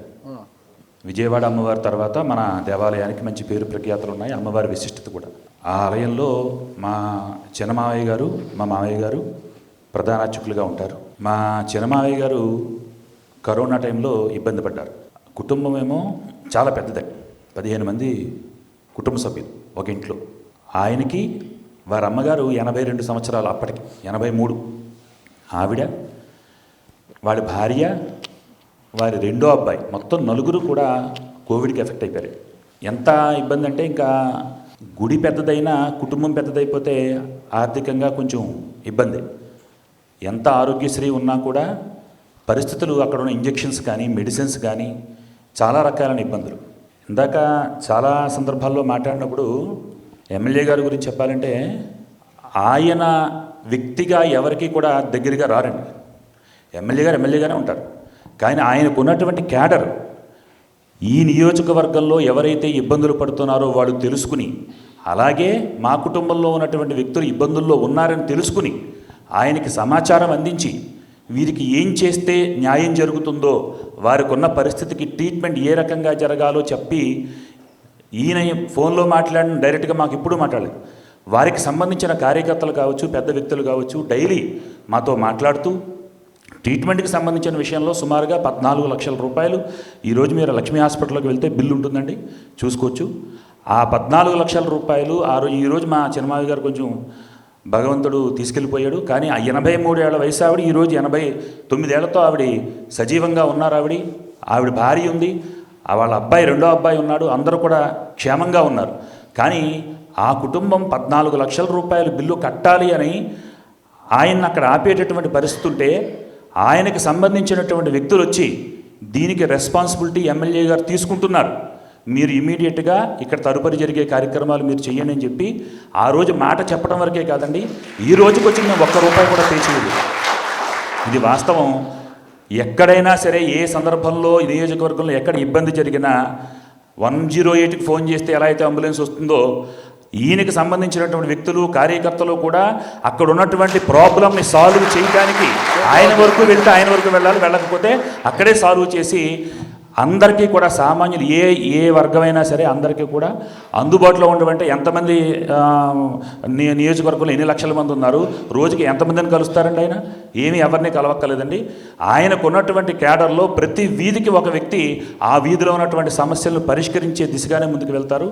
కరోనా సమయంలో ప్రత్యక్షంగా ఒక కుటుంబానికి 14 లక్షల రూపాయలు మాకు ఆయన సొంత డబ్బులు ఖర్చు పెట్టారు అని అంటే, ఇంకా ఎన్ని కుటుంబాలకి ఎన్ని లక్షల కోట్ల రూపాయలు ఖర్చు అయింది, ఆయన సొంత డబ్బులు ఎంత చెప్పుకున్నారు, ఇంకా వాళ్ళకి ఇంకా ఎంత బాకీలు ఉన్నారు, వాళ్ళని ఏమి 4 మాటలు చెప్పి చేసుకోగలిగారు అనేది ఆయన స్వచ్ఛందంగా కరోనాకి సంబంధించినటువంటి విషయంలో మాలాంటి కుటుంబాలకి, ఎన్నో వందల కుటుంబాలకి సహాయం చేశారండి. Okay, thank you. ఎందుకంటే ఒక మనిషికి వైద్య ఆయన చెప్పిన తర్వాత నాకు చాలామంది అండి ఫస్ట్ వైద్యానికి బెడ్ దొరకటమే అదృష్టం. బెడ్ ఇచ్చిన తర్వాత డబ్బులు, ఇంకా చాలామంది అప్పుడు డబ్బులు కూడా ఉండి కాదు పాపం, ఆరోగ్యశ్రీ రాకముందండి ఇది. అంటే ఫస్ట్ ఫేజ్లోనే నాకు 2 కోట్ల పైనకి వచ్చే ఉంటుంది. అంటే నేను ఎప్పుడు చెప్పుకోలే. ఎటువంటి పబ్లిసిటీ చేసుకున్నాం అనుకోండి రాజకీయంగా వాడుకుంటాను అంటారు, కానీ ఎప్పుడు చేయలేదు. హ్యుమానిటేరియన్ గ్రౌండ్లో ఇందాక చెప్పాను కదా, ఎమ్మెల్యేగా గెలటం ఉంది అదృష్టం అని. అదృష్టంలో భాగంగా ఓ 2 రూపాయలు ఖర్చు, ఓ 2 కోట్లు ఖర్చు పెద్ద ఇబ్బంది ఏం కాదు. ఎవరైనా ఒక 4 లక్షలు అయింది బిల్లు, 5 లక్షలు అయింది బిల్లు అని అన్నారు అనుకోండి, నీకు తోచింది కట్టబోయని, మిగతాది నేను అంటే హాస్పిటల్ కూడా మొత్తం ఒక 5 లక్షల బిల్లు అయింది అనుకోండి, ఒక 2 లక్షల హాస్పిటల్లో కట్టేసి వెళ్ళిపోయామనివ్వండి. ఆ 3 లక్షలని మళ్ళీ నేను డిస్కౌంట్ తీసుకుని నేను 1,50,000 2 లక్షలు నేను కట్టుకోండి. అలా చాలామంది పాపం ఆ టైంలో ఇబ్బంది పడుతున్నారని. కరోనా వచ్చిన తర్వాత నేను ఎక్కడ హాస్పిటల్ కట్టలేదు, ఏ హాస్పిటల్ డబ్బులు కట్టలేదని. కరోనా వచ్చిన తర్వాత ఏ హాస్పిటల్ అన్నా అదర్ దాన్ ఆరోగ్యశ్రీ పేషెంట్ అంటే ఆరోగ్యశ్రీ పేషెంట్ని జాయిన్ చేసి ప్రైవేట్ ట్రీట్మెంట్ చేస్తున్న హాస్పిటల్కి అన్నీ కూడా ఒకే ఒక్క రోజు కలెక్టర్లో మేము అందరం మీటింగ్ వేసుకుని ఆరోగ్యశ్రీ అంటే అనకూడదు, కానీ హాస్పిటల్స్ అన్నీ కూడా చాలా మనకు చాలా తెలిసిన అందరూ నాకు తెలిసిన డాక్టర్లే. ఇబ్బంది వస్తుంది కదా అంటే టైంలో ఒకసారి కలెక్టర్ గారు మేము అందరం మీటింగ్ వేసుకుని ఆరోగ్యశ్రీ ఉన్నా కూడా ఆరోగ్యశ్రీ ట్రీట్మెంట్ చేయని డాక్టర్లు హాస్పిటల్స్ ఏమైనా ఉంటే బెడ్కి ఇంత ఇయ్యాలి ఫైన్ అనుకోండి. ఒక బెడ్ అంటే సపోజ్ ఒక హాస్పిటల్లో 25 బెడ్లు ఆరోగ్యశ్రీ చేయాలండి, మిగతా 75 బెడ్స్ అతని ఇష్టం. ఆ 25 బెడ్లలోనే ఆరోగ్యశ్రీ పేషెంట్లు లేకుండా అంటే ఆరోగ్యశ్రీ ఎలిజిబిలిటీ ఉన్న పేషెంట్లు లేకుండా వేరే బెడ్లో ఉన్నవాడు ఆరోగ్యశ్రీ ఉందనుకోండి, అతను ఎందుకు ఇక్కడ ట్రీట్మెంట్ చేయట్లేదు, ఇక్కడ బెడ్ ఖాళీ ఉంది కదా, ఇక్కడ బెడ్ ఆరోగ్యశ్రీ బెడ్ ఖాళీగా ఉన్నప్పుడు నువ్వు ప్రైవేట్ ట్రీట్మెంట్ ఎందుకు చేస్తున్నావు? అలా ఖాళీగా ఉంటే బెడ్కి ఇంత ఫైన్ పెట్టాం. బెడ్కి ఇంత ఫైన్ పెడితే ఒక రోజు 4 కోట్లు వసూలైంది, ఒకే రోజు ఫైన్లే. అప్పుడు హాస్పిటల్స్ లైన్లో పడ్డాయి. ఆరోగ్యశ్రీ ఉండి కరోనా పేషెంట్ డిశ్చార్జ్ అయితే హాస్పిటల్స్ వాళ్ళు మాకు ఫోన్ చేసేవారు, సార్ సాయంత్రం ఒక పేషెంట్ డిశ్చార్జ్ అవుతున్నాడు, ఒకవేళ ఎవరైనా కరోనా వచ్చిందంటే అతను ఆరోగ్యశ్రీ ఎలిజిబుల్ అయితే నా దగ్గర పంపండి సార్ అని చెప్పేవారు. అంటే ఆ సిస్టమ్ తీసుకొచ్చాడు ఆరోగ్య కరోనా. ఇక్కడ ఒక ప్రశ్న సార్, అంటే ఒక మంచి మనసున్న వ్యక్తిని నాయకుడిగా తీసుకురావాలన్న ఆలోచన దగ్గర నుంచి మొదలు పెడితే ఒక గొప్ప క్యాడర్ని, అంటే ఇందాక స్వామి గారు చెప్పినట్టుగా 108 ఎంత ఫాస్ట్గా వస్తుందో అంత ఫాస్ట్గా వచ్చే క్యాడర్ని తయారు చేసుకోవడము మీ వంతు అయినప్పుడు, అండ్ హాస్పిటల్స్ని కరెక్ట్ టైంలో ఎప్పుడైతే ప్రజలకి అవసరం ఉందో అలాంటి సమయంలో వాటిని ఒక గాడిన పెట్టిన వ్యక్తిగా మీకు ఇంత గొప్ప పేరున్నప్పుడు, మీరు రాజకీయంగా మీ పార్టీని మిమ్మల్ని కాపాడుకోవడానికి ఎదురుగా ఒక వ్యక్తిని దెబ్బతీసే ప్రయత్నం చేస్తారు అనే ఒక మాట వినిపిస్తుంది. దాంట్లో భాగంగానే పవన్ కళ్యాణ్ గారిని దెబ్బతీయడానికే మీరు పార్టీలోకి పద్మనాభం గారిని, లేకపోతే పిఠాపురం నుంచి ఇండిపెండెంట్గా నుంచున్న 2014లో వర్మ గారిని కానీ వీళ్ళందరినీ కూడా పార్టీలకు తీసుకొచ్చే ప్రయత్నం చేస్తున్నారు బాగా. దాంట్లో ఫస్ట్ ముందున్నది పేరు మీదే, అంటే వాళ్ళు రావాలన్న ఇష్టం మీదే. ముద్ర పద్మనాభం పెద్ద ఆయన, మా నాన్నగారు ఫ్రెండ్ అయినా ఆయన చాలా గౌరవం, మాట్లాడతాను రెగ్యులర్గా మాట్లాడతాను పద్మనాభం గారితో. వర్మ గారితో కూడా వర్మ గారు నా వచ్చి ఫ్రెండ్ మాట్లాడతాను. ఆల్మోస్ట్ ఆల్ అండి, అంటే కొండబాబుతో తప్ప తెలుగుదేశం పార్టీ వాళ్ళు అందరితో నాతో టచ్ ఉంటారు, అందరూ ఫ్రెండ్సే. ముమ్మడివరం ఎక్స్ఎమ్మెల్యే బుచ్చిబాబు ఫ్రెండే, ఎక్సెప్ట్ కొండబాబుతో మాట్లాడకూడదు కదండి, పొలిటికల్ వేరే ఉంటుంది. అలా కాదు, పొలిటికల్ వేరే ఉన్నప్పుడు మాట్లాడకూడదు సార్, నా అపోజిటే కదా ఇక్కడ. మిగతా అందరూ మాట్లాడతారు సార్, అందరూ తెలుగుదేశం పార్టీ వాళ్ళు అందరూ నాతో మాట్లాడతారు. ఇంత గ్యాప్ ఉంది కదా, ఇక్కడ ఒక ప్రశ్న అడుగుతున్నానండి. పార్టీ వేరు అన్నారు కదా, ఇక్కడ కొండాయిపాలెం వంతెన ఉంది ఇక్కడ, అది కాకినాడ ప్రజల యొక్క చిరకాల కోరిక, అది కళ, అది నెరవేరాలి. అది నెరవేర్చిన ఘనత మీదే, ద్వారంపూడి గారి లేదనేది. ఏ పార్టీ అధికారంలోకి ఉంటే గినా అది పూర్తి చేసిన తర్వాత వారి తండ్రుల పేర్లు లేదంటే ఆ పార్టీ పెద్దల పేర్లు వాళ్ళ పార్టీ ఏదో ఒకటి పెట్టుకుంటారు అనమాట. కానీ ఎవరికి అర్థం కాకుండా ముత్తా గోపాలకృష్ణ గారి పేరు పెట్టారు. ముత్తా గోపాలకృష్ణ వంతెన వారధిగా నామకరణం చేశారు. అసలు కారణం ఏంటి? అసలుకి మీరు పార్టీ వేరని స్నేహితుడైన కొండబాబుతో మాట్లాడడానికే సంకోచిస్తున్న మీరు, వెనకడిగిస్తున్న మీరు, మీ హయాంలో పూర్తి చేసిన వారధిని ముత్తా గోపాలకృష్ణ గారి పేరు ఎందుకు పెట్టారంటారు? అసలు కాకినాడలో నాకు తెలిసిన ఎమ్మెల్యే మల్లాడి స్వామి గారు, నేను, కొండబాబు, ముత్తా గోపాలకృష్ణ గారు. కరెక్ట్గా చెప్పాడు, ముత్తా గోపాలకృష్ణ గారు ఎప్పుడు కూడా కాకినాడ బాగుండాలి, కాకినాడ కొత్తదనం ఏదో చేయాలి, కాకినాడ అభివృద్ధి చేయాలని ఎప్పుడు అదే మైండ్ తినేవాడు ఆయన. ఈరోజు కాకినాడలో అంటే నేను అభివృద్ధి చేస్తున్నా, నేను ఆయన చూసి నేర్చుకున్నది, ఎప్పుడు కూడా ఏదో చేయాలని దృక్పథం ఉన్న మనిషి. సో ఆయన పేరు పెట్టాలని ఆ బ్రిడ్జ్ తెచ్చింది ఆయనండి, అంటే ఫౌండేషన్ ఆయనే చేశాడు 2009లో. తర్వాత నేను ఎమ్మెల్యేని అయ్యాను, నేను స్టార్ట్ చేశాను పని. తర్వాత నేను ఓడిపోయాను, కొండబాబు ఏమీ చేయలేదు. నేను ఓడిపోయే టైంకి ఎలా ఉందో మళ్ళీ మనం గెలిచే టైం కూడా అలాగే ఉంది. 5 years అతనే ముట్టుకోవాలి. మళ్ళీ నేను వచ్చిన తర్వాత దాన్ని ఫాస్ట్ అప్ చేసి, అప్పుడు ముత్తా గోపాలకృష్ణ గారు రాజశేఖర్ ఉన్నప్పుడు 3 ROBలు తీసుకొచ్చారు. 3 ROBలో 2 ROBలు నేను ప్రారంభించేశాను. ఒకదానికి సంజయరావు గారి పేరు, అంటే ఎక్స్ సెంట్రల్ మినిస్టర్ సంజయ్ రావు పేరు, ఒక బ్రిడ్జ్కి ఏమో డాక్టర్ వైఎస్ రాజశేఖర పేరు పెట్టారు. సో మూడోది ఈ బ్రిడ్జ్లని తెచ్చింది ఈయన, డెవలప్మెంట్ చేసింది ఈయన కాబట్టి ఆయన పేరు పెట్టుకుందాం. పైపెచ్చు కాకినాడ పట్టణంలో డెవలప్ చేశాడండి ఆయన, అందులో డౌట్ లేదు. కాకినాడలో ఎవరైనా చెప్తారు ముత్తా గోపాలకృష్ణ గారు కాకినాడను కొంచెం అందంగా చేయాలని దృక్పథం ఉన్న మనిషి, అందుకని ఆయన పేరు పెడదామని చెప్పేసి నేను ఆయన పేరు పెట్టడం జరిగింది సార్. ముత్తా గోపాలకృష్ణ వారదని, అది సంస్కారం. ఆయన పేరు పెట్టుకోవడం నా అదృష్టం. చాలా గొప్ప మనసు మీది. అదేవిధంగా కాకినాడ పోర్టు ఉంది, ఇక్కడ కార్మికులు లేబరు వీళ్ళంతా ఎక్కువ ఉంటారు కాబట్టి ఈఎస్ఐ ఆసుపత్రి అనేది చాలా నీడ్ ఇక్కడ. మరి ఈఎస్ఐ ఆసుపత్రిని 100 కోట్లతో తీసుకొచ్చి కాకినాడకి ఒక తలమానికంగా ఉండేలా ఒక నిర్మించి ఉన్నారు ఇక్కడ. కానీ మీ హయాంలోనే మీరు ఎమ్మెల్యేగానే ఈఎస్ఐ ఆసుపత్రిని ప్రారంభింపజేస్తారంటారా? శంకుస్థాపన ప్రారంభోత్సవం చేస్తాం సార్, ఆల్రెడీ రన్నింగ్ లో ఉంది. డాక్టర్స్ ఉన్నారు, స్టాఫ్ వచ్చారు. మొన్నే ఒక 10 days అయిందండి, మేము మోడీ గారు ఇనాగ్రేట్ చేశారు. పూర్తి స్థాయిలో అయిపోయింది సార్, పూర్తి స్థాయిలో ఉంది, బ్రహ్మాండం కట్టాం. అదృష్టం అంటే మేమే శంకుస్థాపన చేసి, నేను వంగగీతా విశ్వనాథన్ గారు ఎంపీ మేడం గారు, ఇందులో పూర్తి కృషి మేడంది కూడా ఉంది. సెంట్రల్ గవర్నమెంట్కి వెళ్ళి ఇక్కడి నుంచి వెళ్ళిపోయిన హాస్పిటల్ ఇది, ఇక్కడి నుంచి రాజమండ్రి షిఫ్ట్ అయిపోయిన హాస్పిటల్ని మళ్ళీ వెనక్కి తీసుకొచ్చి మేడం గారు. ఎలా సాధ్యమైంది అది? పొలిటీషియన్ అనుకుంటే సాధించలేదు ఏమీ లేదు సార్. ఈరోజు నేను ఒకడు వస్తాడు నా దగ్గరికి, సపోజ్ నాకు చాలా కష్టంగా ఉంది అండి, ఏదో చెప్తాడు ప్రాబ్లం, మనస్ఫూర్తిగా మేము చెయ్యాలని భావిస్తే చేసేయగలం సార్. అది ఎంత కష్టమైనా చేసేయగలం, మాకు ఉండాలంతే మనసు చేయాలని. పొలిటీషియన్ అనుకుంటే కానిది ఏమీ లేదంటారు మీరు. పొలిటీషియన్ అవతల ఉన్నది కూడా పొలిటీషియనే కదా. ఎక్కడ సార్? రాజమండ్రిలో కూడా అదే కదా అంటున్నాను. రాజమండ్రిలో ఏ పొలిటీషియన్ అంటే కానిది ఏమీ ఉండదు, అక్కడ పొలిటీషియనే. అక్కడ మా పార్టీ ఉన్నది పొలిటీషియనే కదా, ఇక్కడ ఉన్న పవర్ పొలిటీషియన్. నేను అదే చెప్పాను కదా, అక్కడ పవర్ లేని పొలిటీషియన్. అక్కడ మా పార్టీ వాళ్ళు ఉన్నారు. లాజిక్ ఏంటంటే పొలిటీషియన్ అనుకుంటే ఏదైనా చేయగలడు అన్నారు. నేను గీత గారు అనుకున్నాం, సాధించాం అంతే. అవతల వాళ్ళు కూడా పొలిటీషియన్సే కదా. అనుకోలేదేమో. ఓకే, మీరు అనుకున్నారు, తెచ్చారు, వాళ్ళు అనుకోలేదు, అందుకే మీ వైపుకి వచ్చింది ఈఎస్ఐ ఆసుపత్రి. పవర్ పొలిటీషియన్ అయిన మీరు మరి పవర్ కాదులేండి అంటే అన్న చెప్తున్నారు కదా పవర్ పవర్ పొలిటీషియన్ కాబట్టి వెళ్ళిపోయిన ఈఎస్ఐ ఆసుపత్రి ఇంటికి తిరిగి వచ్చింది, మీ హాయంలోనే పూర్తి చేసుకున్నారు. కాదు సార్, అది అక్కడ మా పొలిటీషియన్ అన్న గతంలో ఉన్న పాలకులు, తెలుగుదేశం పార్టీ అధికారులు ఉన్నప్పుడు అంతకుముందు పాలకులు, కేంద్ర మంత్రి పలనాథ్ గారు చేసేసారు మాకు. ఇక్కడ పెద్ద పెద్ద శాఖలు చేశాడు ఆయన, డెవలప్మెంట్ జరగలేదు మాకు. కాకినాడ పట్టణానికి ఈరోజు పలనాథ్ గారు ఏం చేశారు అని అనుకుంటే ఏమీ లేదు.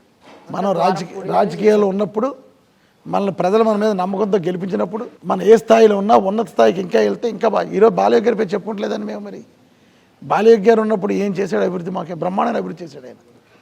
సో రాజకీయాలు ఉన్నప్పుడు మన పేరు చెప్పుకునేలాగా చెయ్యాలని నా భావన. ఎన్నికల సమయంలో ఇంకా ఎన్నికలు ఒక 2 నెలలు ఉన్నాం కానీ మీరు ఇక్కడ ఏదైతే డైరీ ఫామ్ దగ్గర కలియుగదేవి వెంకటేశ్వర స్వామి ఆలయం నిర్మించారు, అక్కడ కళ్యాణోత్సవం జరిపించారు, అది కూడా అంగరంగ వైభవంగా జరిపించారు. స్వామి చేయించుకున్నాడు సార్ అలాగే. ఓకే, స్వామి చేయించుకున్నారంట.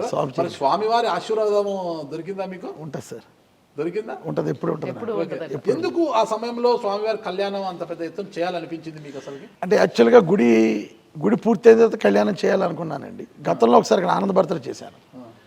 ఆనందభారతి గ్రౌండ్ మ్యాక్సిమం 10,000 మంది ఎక్కువ పట్టరు.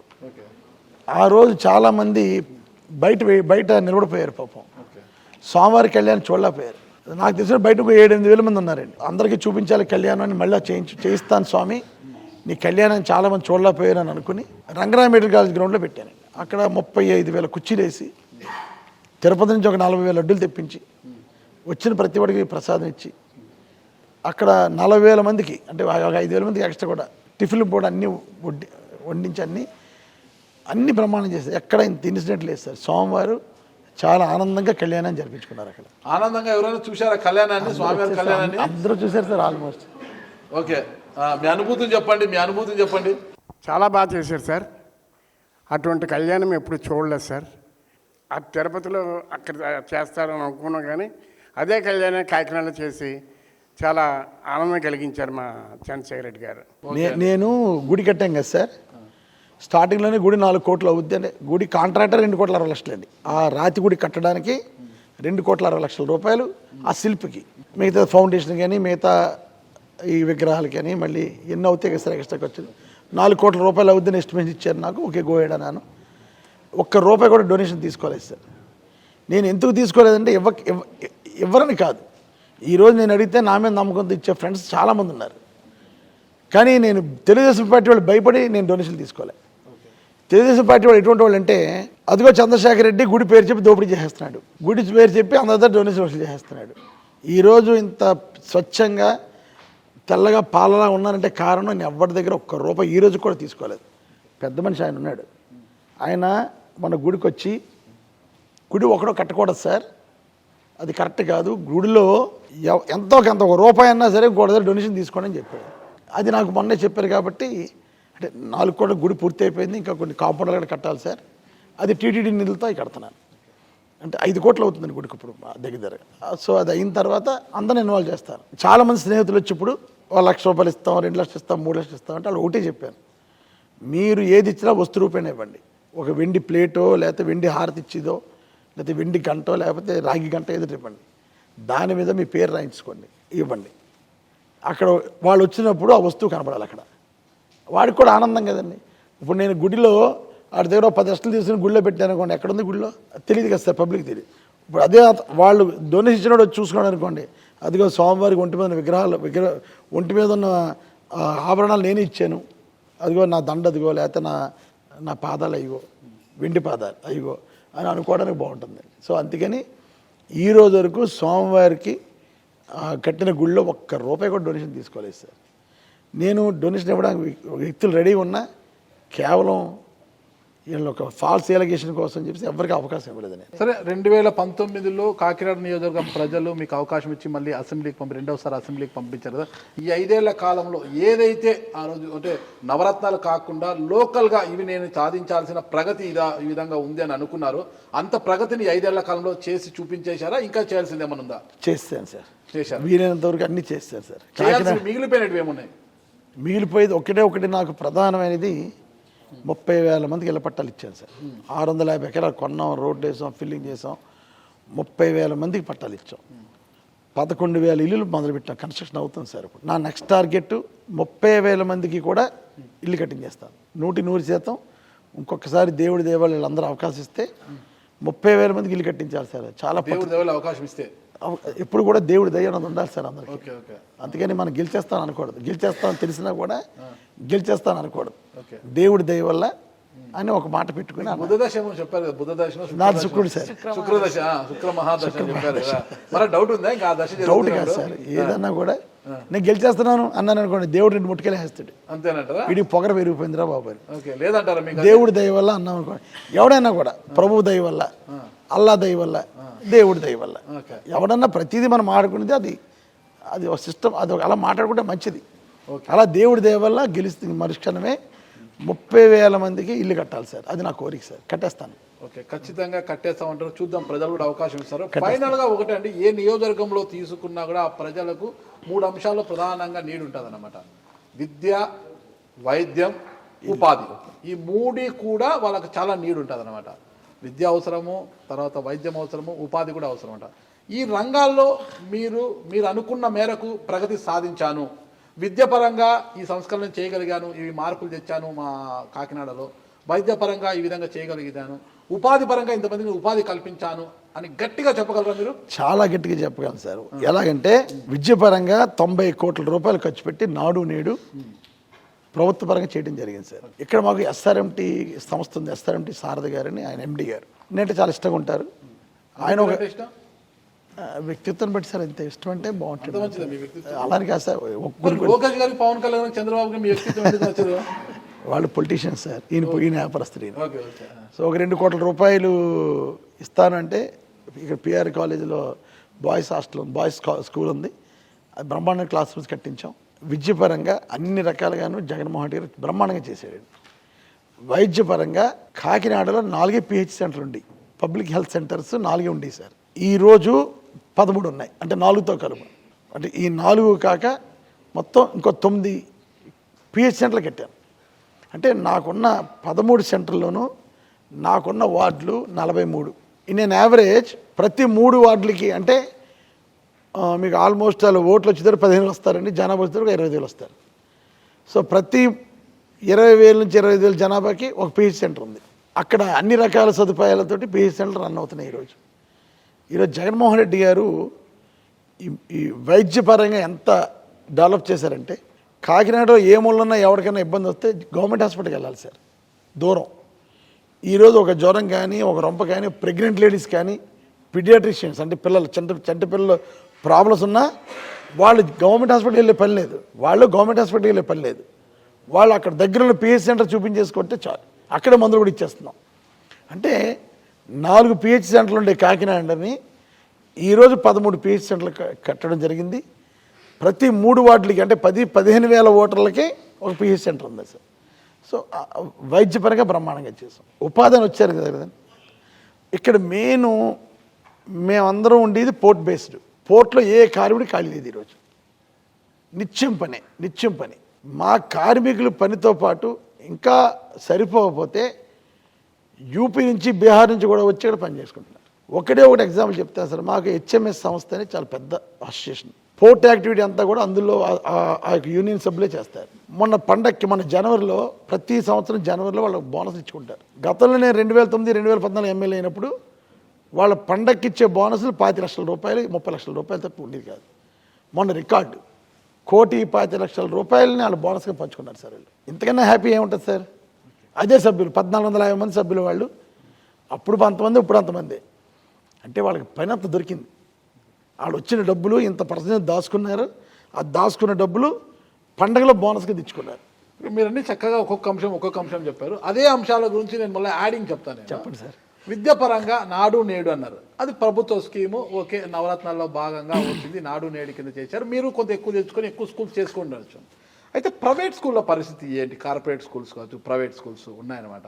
విద్యా హక్కు చట్టం ప్రకారం ప్రతి కార్పొరేట్ స్కూల్లో కావచ్చు, ప్రతి ప్రైవేట్ స్కూల్లో కాబట్టి 25% సీట్లు, నాకున్న నాలెడ్జ్ 20% వరకు సీట్లు పేదలకు ఇవ్వాలి. ఆ విధంగా కాకినాడ ఎమ్మెల్యే గారు ఎలాంటి చర్యలు తీసుకున్నారు? అది ఆటోమేటిక్గా నేను చర్యలు తీసుకోవడం అవసరం లేదు సార్, అది ఆటోమేటిక్గా జరిగిపోతుంది. అది పొరపాటున ఎవడన్నా ఇవ్వకపోతే ఇమీడియట్ కలెక్టర్గా దృష్టిలో పెట్టి అది 25% ఫుల్ఫిల్ చేసే కార్యక్రమం ఇస్తున్నారు. భయంతో ఉన్నారు సార్ వాళ్ళందరూ. వ్యవస్థ కాదు సార్, ప్రభుత్వం విద్యాపరంగా చాలా స్ట్రిక్ట్గా ఉంటుంది. అందులోనూ పక్కా తెలుగుదేశం వాళ్ళు కాలేజ్ స్కూల్స్, నారాయణ చైతన్య, ఆ స్కూల్స్ సరిగ్గా లేకపోయి 25% గవర్నమెంట్ రూల్ని ఇంప్లిమెంట్ చేయకపోతే ఊరుకోం. అదే మామూలు కార్పొరేట్ స్కూల్స్, తెలుగుదేశం స్కూల్స్ ఏంటి మళ్ళీ? పక్క తెలుగుదేశం స్కూల్స్ సార్ అవి. అదే ఎలా అంటే వైసీపీ స్కూల్స్ సపరేట్ ఉంటాయా?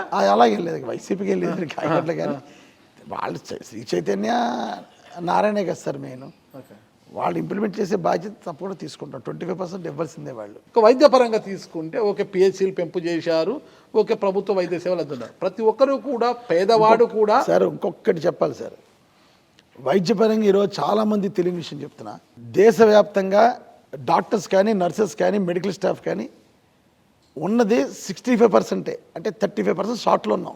చంద్రబాబు నాయుడు ముఖ్యమంత్రిగా దిగిపోయే సమయానికి మన ఆంధ్ర రాష్ట్రంలో 70% రిక్రూట్మెంట్, అంటే 70% మెడికల్ ఫీల్డ్లో ఉన్నారు. డాక్టర్స్ అవనివ్వండి, స్టాఫ్ నర్సెస్ అవనివ్వండి, ఇతరత్ర మెడికల్ ఆఫీసర్స్ కానీ. ఈరోజు 99.9% రిక్రూట్మెంట్ అయిపోయింది సార్. ఈరోజు జగన్మోహన్ రెడ్డి గారు వైద్యపరంగా ఎంత చేసేదన్నారు నిదర్శనం ఇదే సార్. రీసెంట్గా 2 నెలల క్రితం కూడా మెడికల్ స్టాఫ్ కూడా రిక్రూట్ చేశారు. ప్రభుత్వ వైద్య సేవలు పక్కన పెడితే ప్రైవేట్ ఆసుపత్రిలో ప్రతి పేదవాడైనా జ్వరం వచ్చిందంటే కార్పొరేట్ ఆసుపత్రికి వెళ్ళాలని ఆలోచన ఉంటుంది. కార్పొరేట్ ఆసుపత్రికి వెళ్తే కాసులు పెట్టుకోవాలి. ఏమి లేదు సార్, ఇప్పుడు ఆరోగ్యశ్రీ వచ్చింది కదా సార్, ఓకే, 25 లక్షల రూపాయలు కార్డు ఇచ్చారు సార్ ఈరోజు జగన్. ఓకే, ఇక ఉపాధి అవకాశాల కిందకి తీసుకుంటే మీరు ఏదో పోర్ట్ అన్నారు, ఇంకొక సంస్థ అన్నారు. అవి కాకుండా నా హయాంలో ఈ సంస్థ నేను తీసుకొచ్చాను, ఈ సమస్య తీసుకురావడం వల్ల ఇంతమందికి నేను ఉపాధి కల్పించాను చెప్పుకోవడానికి ఏమైనా ఉందా? నాది ఇండస్ట్రీ ఏరియా కాదు సార్, ఒక రకం చెప్పాలంటే. కాకినాడ కాంపాక్టెడ్, అంటే ఎక్స్టెన్షన్ ఆఫ్ కాకినాడలో అదంతా కన్నబాబు గారు ఎమ్మెల్యే. ఓకే, రూరల్ వస్తుంది. నా వరకు పోర్ట్ అండి, నాకు ఉన్నది పోర్ట్. పోర్ట్లో ఎంత ఎక్స్పోర్ట్ జరిగితే అంత ఉపాధి ఉన్నట్లు లెక్క మాకు. ఎంత ఇంపార్టెంట్ యాక్టివిటీ. కరోనా టైంలో కూడా నేను పోర్ట్ ఆపలేదు సార్. దేశంలో మిగతా పోర్ట్లు ఆగిపోయినాయి, దేశంలో మిగతా పోర్ట్లు అన్నీ కూడా ఆగినాయి. కాకినాడలో కరోనా టైంలో కూడా నేను పోర్ట్ని ఆపలే. ఎలాగ ఆపలేదంటే ఒక 15 రోజులు కార్మికుల్ని తీసుకొచ్చి ఆ 15 రోజులు పని చేయించాను. ఏ ఉన్నా లోడింగ్ ఉన్నా అన్లోడింగ్ ఉన్నా 15 రోజులు వాళ్ళు పనిచేసి మళ్ళీ వాళ్ళకి క్వారంటైన్ సెంటర్ తీసుకొచ్చి టెస్టులు చేసి 3-4 రోజులు వాళ్ళు మా దగ్గర ఉంచుకుని, హోటల్స్ తీసాం సార్ వాళ్ళ కోసం, ఉంచుకుని కార్మికుడు బాగున్నాడంటే అప్పుడు హోటల్ పంపించాం. మళ్ళీ ఇంకో బ్యాచ్ ఆఫ్ పీపుల్ వచ్చేవారు 15 రోజులు. 15 రోజులు కూడా వాళ్ళు ఎక్స్పోర్ట్ ఇంపోర్ట్ చేసేవారు. అంటే కరోనాలో కూడా కాకినాడలో ఎక్స్పోర్ట్ ఇంపోర్ట్ ఆపలేదు నేను. సో అలా చేయటం వల్ల అందరికీ నలుగురు 4 రూపాయలు వచ్చినాయి. కరోనా టైంలో కష్టపడకుండా హ్యాపీగా ఉన్నారు ప్రజలు. ఇక ఫైనల్గా ఒకటే ప్రశ్న, ఇప్పటికే మీ వైసీపీ అధినేత అభ్యర్థులను ప్రకటించేశారు. కాకినాడ అభ్యర్థిగా మళ్ళీ సిట్టింగ్ ఏమలే ద్వారంపూడికి ఇది ఫైనల్. మీరు గ్రౌండ్కి వెళ్ళి బ్యాట్ పట్టుకొని ఇంకా బ్యాటింగ్ ఆడడానికి సిద్ధంగా ఉన్నారు. ఎవరు ఫైనల్ మ్యాచ్కి వచ్చినా కూడా. కానీ బౌలింగ్ వేసి వాళ్ళు లేడు సార్.